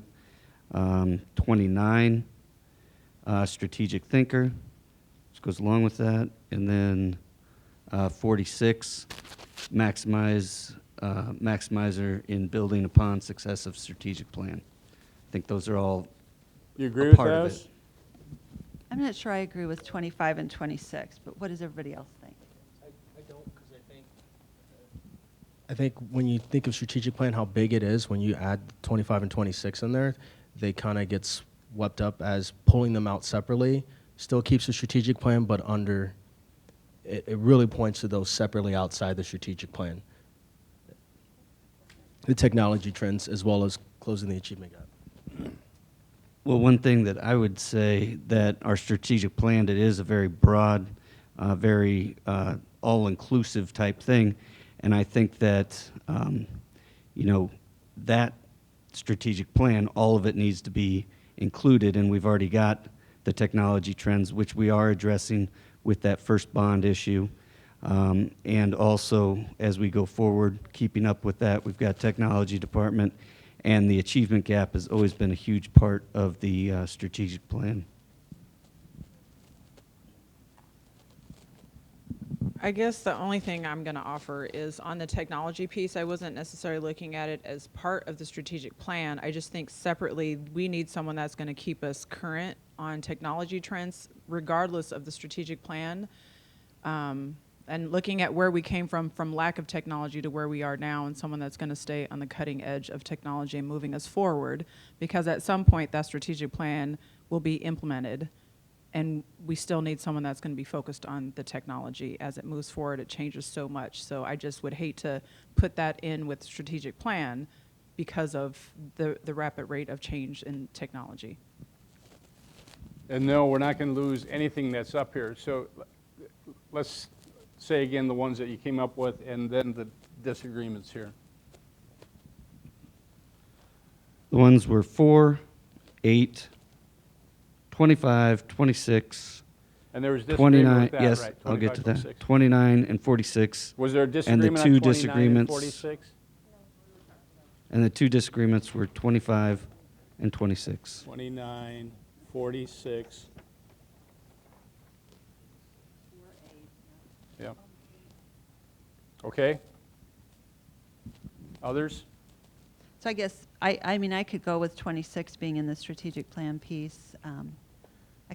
I agree with Yolanda on the technology piece because we know where we came from.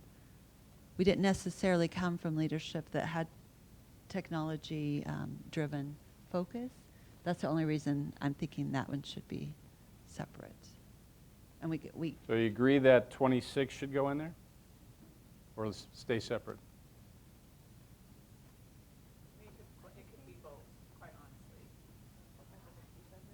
Okay. Again, we're not going to lose anything here. Everything that you put up here is going to be here. Any other combinations? Yep, no, I'm bopping around because I do that. I grouped some that were all about decisions. Number 11, ownership of decisions. 22, open to feedback and constructive criticism, because I think that falls under decision-making as well. 28, able to make tough decisions and implement changes. And 33, well-versed in data-based decision-making. We have agreement on that? Let me get those first, and then we'll come to that. Give me the numbers again. We moved 29 already. Yeah, we moved 29 into 4 already. Yeah, we so put- it's starting with 11 Okay, and adding 22, 28, and 33. 33. Yep.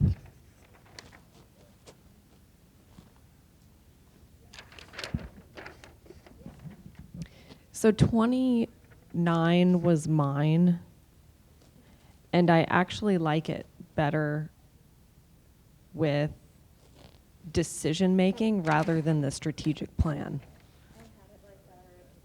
Okay. Strategic thinker with which one? The last group, the 11 group. With 11? Well, I didn't cross that out earlier, did I?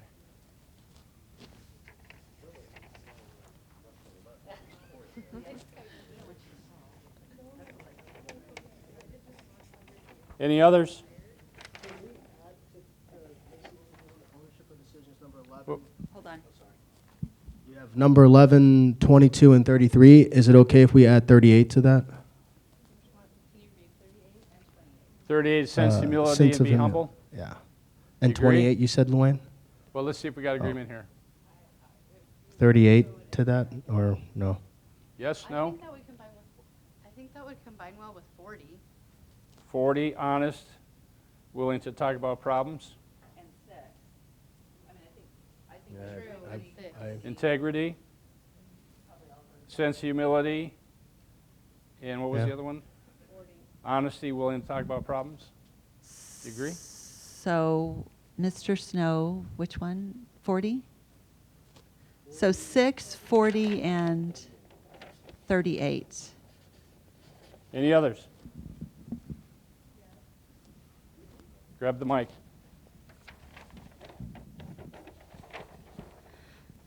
Um,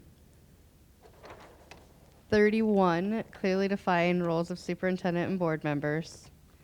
34, someone committed to understanding board members individually. And 45, tough conversations at the board table. I think they all play into superintendent-board relationship. 31, clearly defined roles as superintendent. What was the other one? 34 34, someone committed to understanding board members individually. and 45. 45, tough conversation at the board table. You agree? Yeah. Give them to me, the numbers again. 31. Okay? What were the other two? 34 and 35. 45. Any others?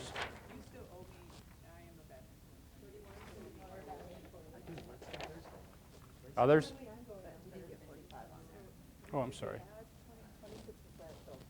26 is still by Yep. itself. I have, next. So can we do 24 motivator, 32 driven, and 3 laser focused? I was all over the place with that. So number 3 laser focused, 24 motivator, and 32 driven. Agree? I don't know. It was just.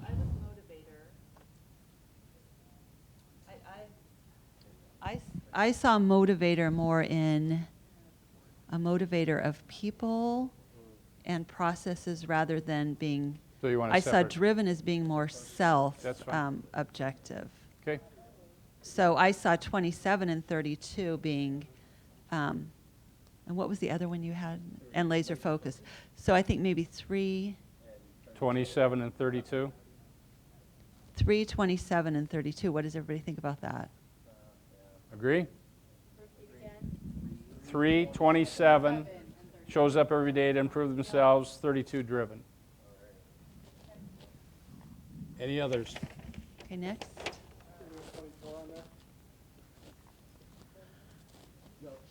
No. So I saw motivator as something you do to get others moving, and I saw the other ones as being self-driven. Okay, are we done combining? Again, the goal is not to combine anything, but if they're enough alike, we want to do that. So 47 is up there. 47 is effective delegator.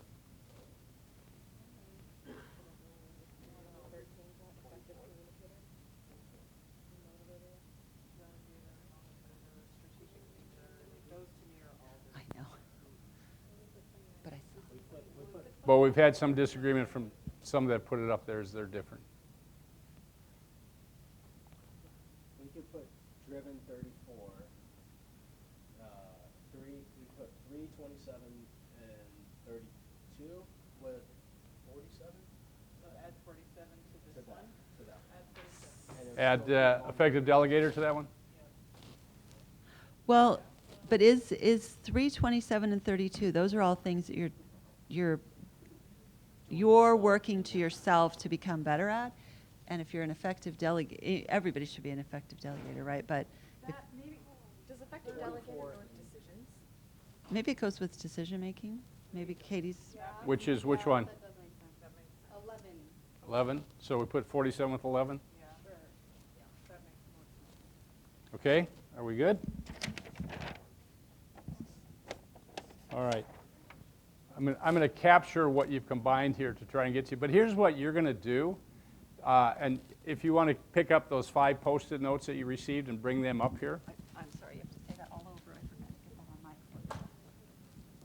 No, I've got my mic on. Oh, okay. They switched.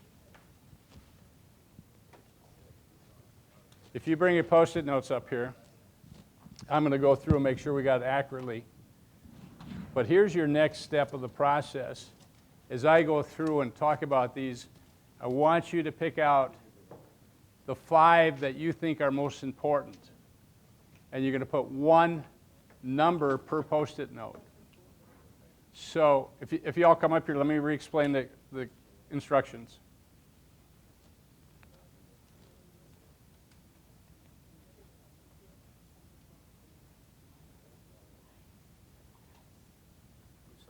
That's all right. I'm going to go through these and talk about how you've combined them. Okay. And as we do that, I'm going to ask you to pick out what you believe the 5 most important are. And not ranking them, just pick them out. So if I say 1, which is highly skilled collaborator, which includes strong working relationship with students and staff, which includes, I'll read them later, 42 and 48, 44, you just need to put the 1 on.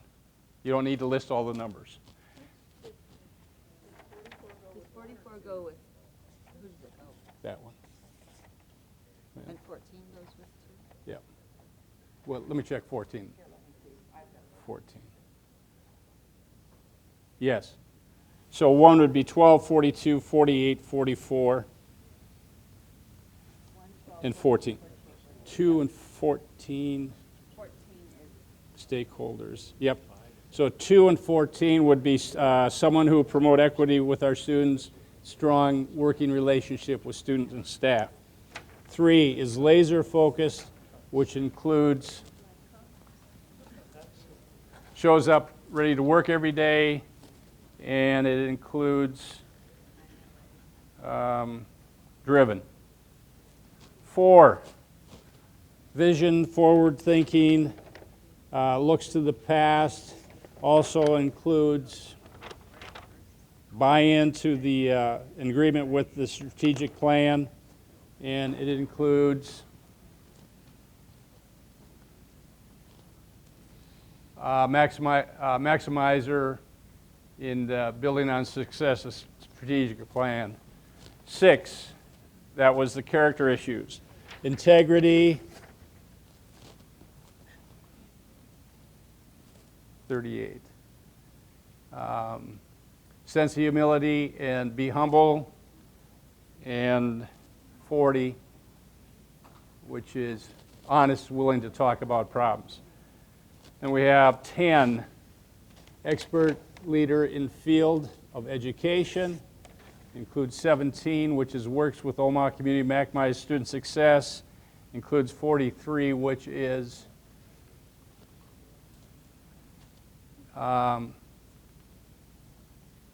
honest and willing to talk about problems. 11, ownership of decisions, which includes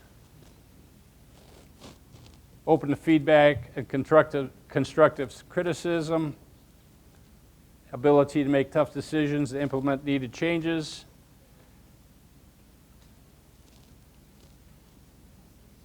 Well-versed in database decision-making, and effective delegator. 13, effective communicator. 15, politically savvy, understands the legislative process.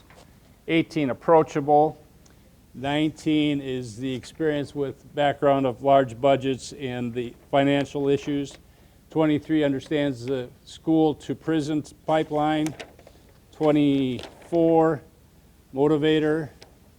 25, someone who understands technology. Did that get combined to something? Nope.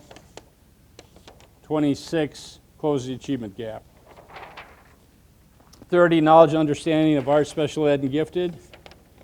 31, clearly defined roles of superintendent and board, and also includes someone who's committed to understanding the board superintendent role, and it includes team builder. 35, positive representative of the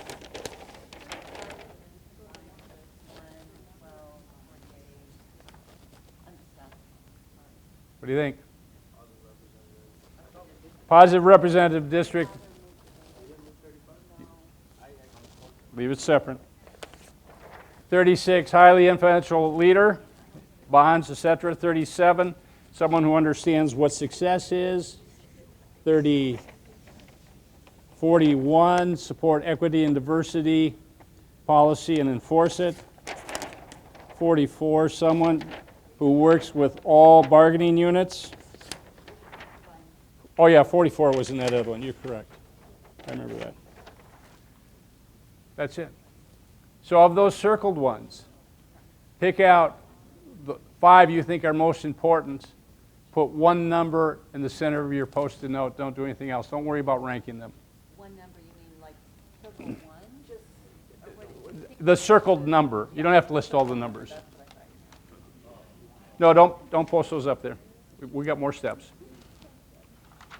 People that have done the dots immediately do that. This isn't the process. And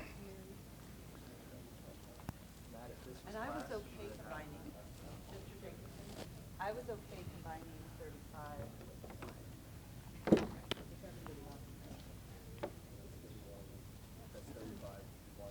Yeah. I mean, I think there's so much.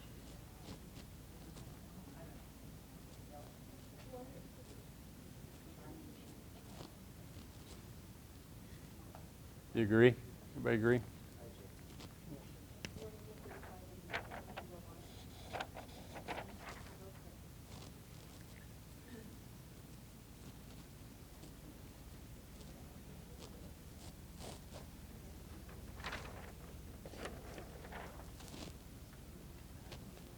Everybody have 5? Oh, excuse me.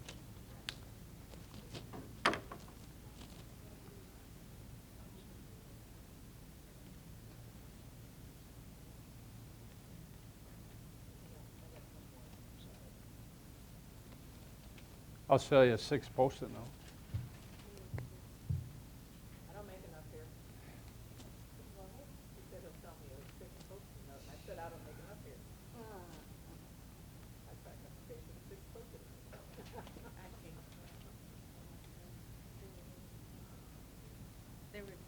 Everybody have 5? Ms. Williams, do you have 5th one yet? Don't worry about ranking them, just get your 5.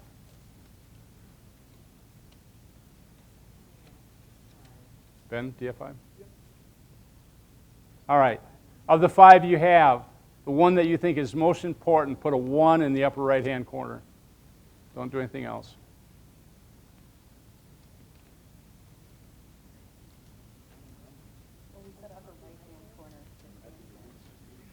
Right or left, doesn't make any difference. Just the upper corner. Just do number 1. Of your remaining 4, pick out the one that you think is the 5th most important and put a 5 in the upper corner.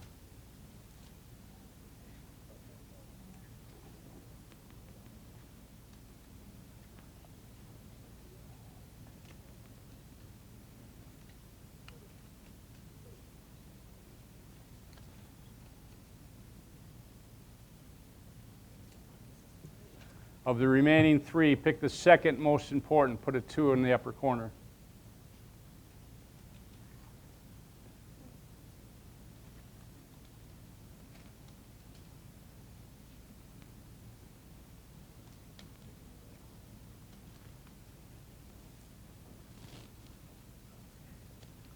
Of the remaining 2, pick number 4, and of course the last one will be 3.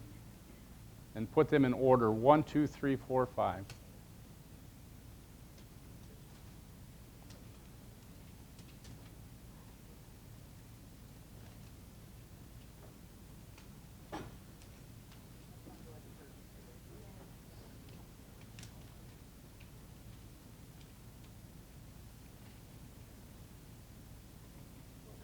Everybody got them ranked?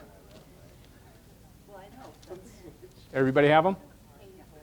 I'm going to start down here. I want you to give me the number of your number 1. We're going to go all the 1s, all the 2s, all the 3s, all the 4s, all the 5s. Make sure I put the right number by the right number. Your number 1. Do you need the mic? Yep, let's get that hand mic.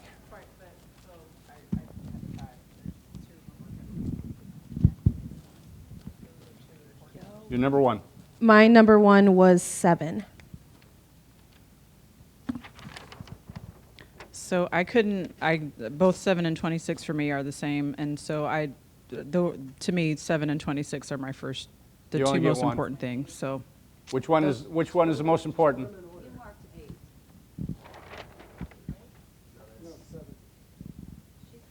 I'll go 7. Oh, yeah. And you went with 7, Ms. Williams? Yep. Number 1? 7. 7. 7. 1.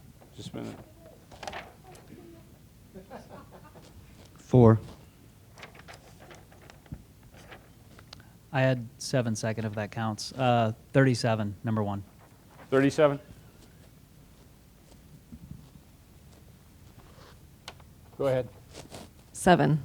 All right, now, give me your, when I get that, give me your 2, and we'll just pass the mic back that way. What's your second one? My second was 13. 7.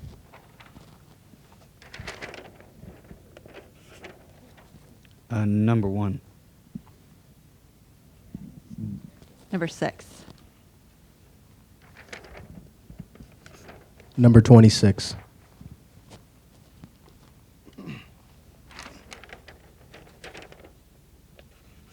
Ten.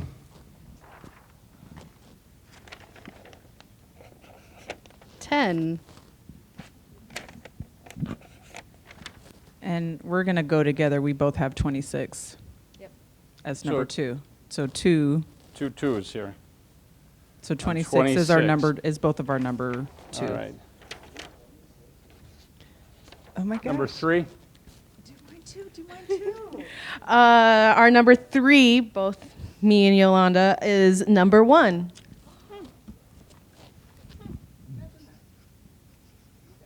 My number 3 is number 1. 13.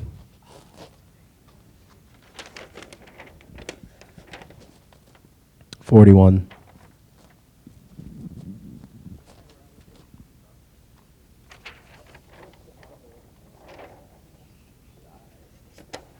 $10. 40, This should be a 2. no, they should be 3s. 10 is a 3. 41 should be a 3, not a 2. Oh, all right, give you're- it to me again. 3. Okay. What number did you just say? 3, the third, my third choice. Right, but was it number 13? Yeah. No. What was your third one? No, you were 10, right? I'm sorry, I was 10, not, Got it, I got it, okay. so, Okay. You paying attention here, man? You got me? No, his number 3 was 13. okay, my number 3 was Okay, 10. got it. No, we got it. Okay. Number 10. 19. Number 1. Number 4. 11. 3. 13. 7. 31.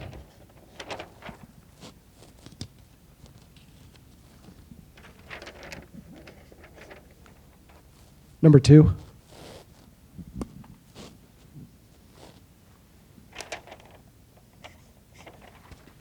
11. 10, 11. Number 5. 23. 25,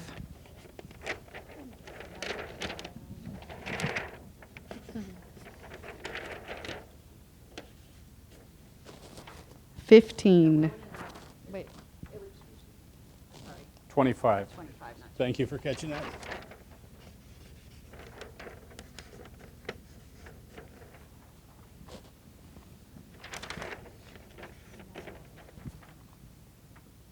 Number 1. Number 2.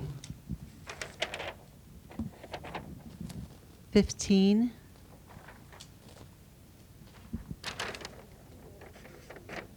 15. What do we have 35 combined with?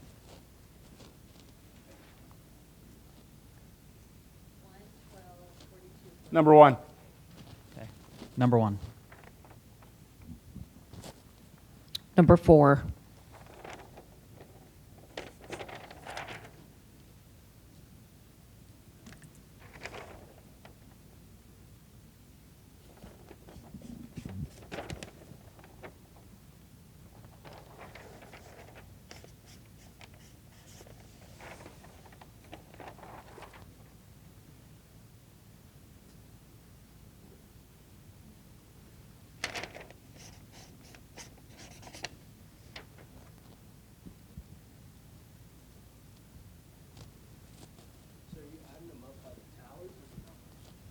It does, it goes by the numbers, and if it ties, we add them up, and the lower the number, the more important it is. And we have some ties here, so I'll be doing that. Yeah, you can sit down.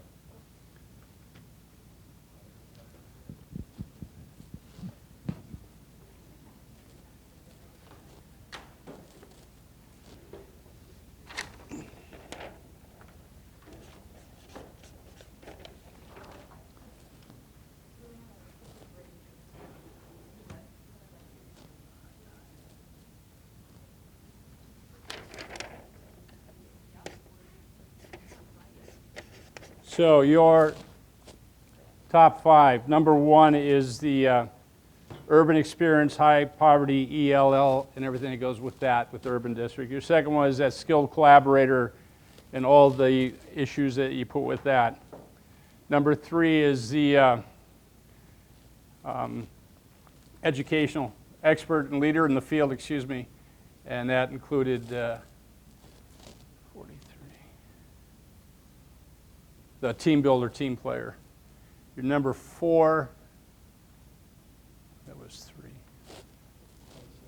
Number 4 is close the achievement gap, and number 5 is the strong relationship with, the effective communicator is number 5. So I'll be wordsmithing those, getting them back to you for your approval. Nothing's coming off there. Everything that got a vote will be considered, but that's going to be the top 5 that we'll be using as we do our screening, recruiting, other things. And when we do our screening process, we'll take a look at the rest of these and have those for you. Mr. Snow? Are you going to send all 47 or 48 of those to the board as well? If you want. I would appreciate it. But I'm going to try to capture I those top understand. 5 in some kind of coherent paragraph. Yep, I agree, but I that's think fine. this is really helpful that this is Yep. the first time this board has came up with something Yep. because we're new. Any surprises, what you came up with? Anything you didn't expect? And it's really interesting because when we go out and do the stakeholder meetings and we're asking them for their input, we repeat what you came up with. 99.9% of the time, it mirrors what your community says. So we know that we've got an agreement out there. Ms. Williams? So, I just going through this process, I guess my thought would be then, when we're talking about the forums of having stakeholders kind of prepared with this, because I think we took quite a bit of time, and so, for me, I think this experience this is my second time doing this particular process. For me, just the time factor, I think if it would have been bring these things with you to the meeting, I think we would have been able to have a little bit more thoughtful of a conversation. And so just the process is fine, but the stakeholder groups are probably going to be pretty big.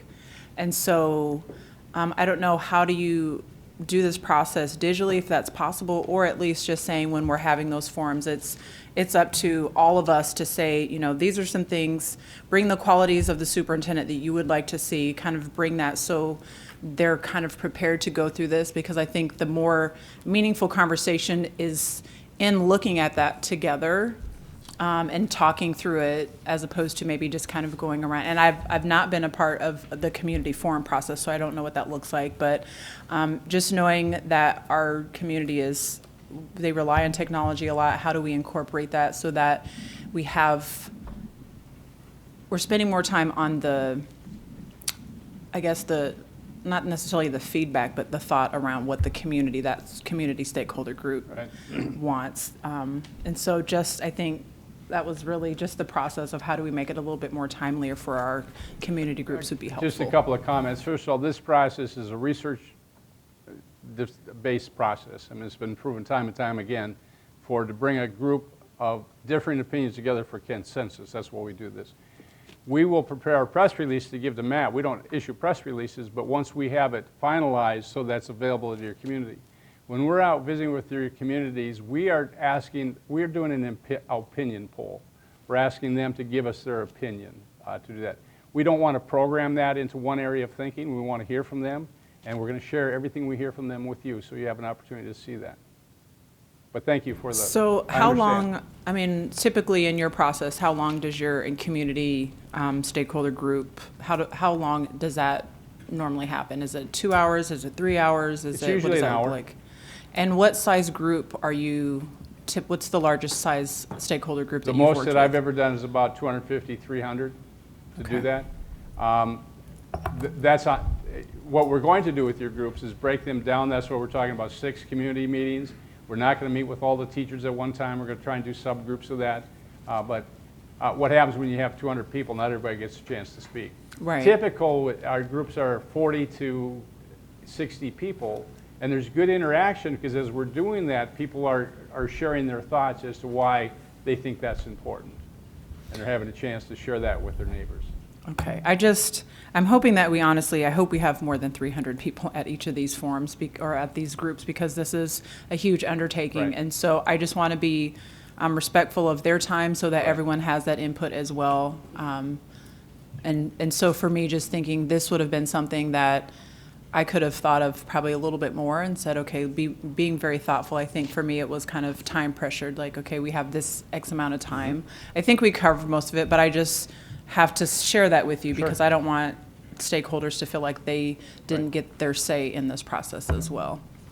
And just to underscore that, I think I shared this, maybe I didn't. We send out evaluations to every board member after every search, and we have them rate our process. The one that's consistently the highest is our involvement of stakeholders, and people feel they were meaningfully heard and involved in the process. And that reflects on the board, not us, but we evaluate the process, and that's the one that always comes out the highest. Thank you. Okay, so does that cover it for this evening? We've got one more item, and with Mr. Gibson, and then, but, we're done here with that. Okay, so the one thing I would say is, I know you mentioned compensation. We did not include that in our open meetings post, that we would be talking about it. So, And we're not going to ask you to talk about, we're going to tell you what we're going to bring to you. right, so if you want to share that, that's fine, and then no one responds. We're not asking for input from you right now. Right, because we didn't, Just get the topic on the table. that's fine. Go ahead. Here you go. I don't think I really need. Yeah, it's got to be All recorded. right. Thank you. Again, as far as compensation, hopefully all of you know or have some idea what the current superintendent's compensation and compensation package consists of. If not, I'm sure Matt can get that to you. One of the first questions that prospects generally ask is not what's the compensation, it's generally how is the board? What's the relationship with the current superintendent? What's the relationship among board members? You may think it's compensation, but that's generally the first question that's asked. Many board members want a superintendent to come in and buy a burial plot within 6 months. As you know, the current tendency of a superintendent is 3.5 to maybe 4.5 years nowadays. But those are some of the things that they want to know because, they're going to have to move if they have a family or children in school. They have to consider all of those things as far as, getting up and moving and if the compensation is worthwhile. We would say this, don't lose someone over a couple of $1,000s, but don't just throw money at someone either.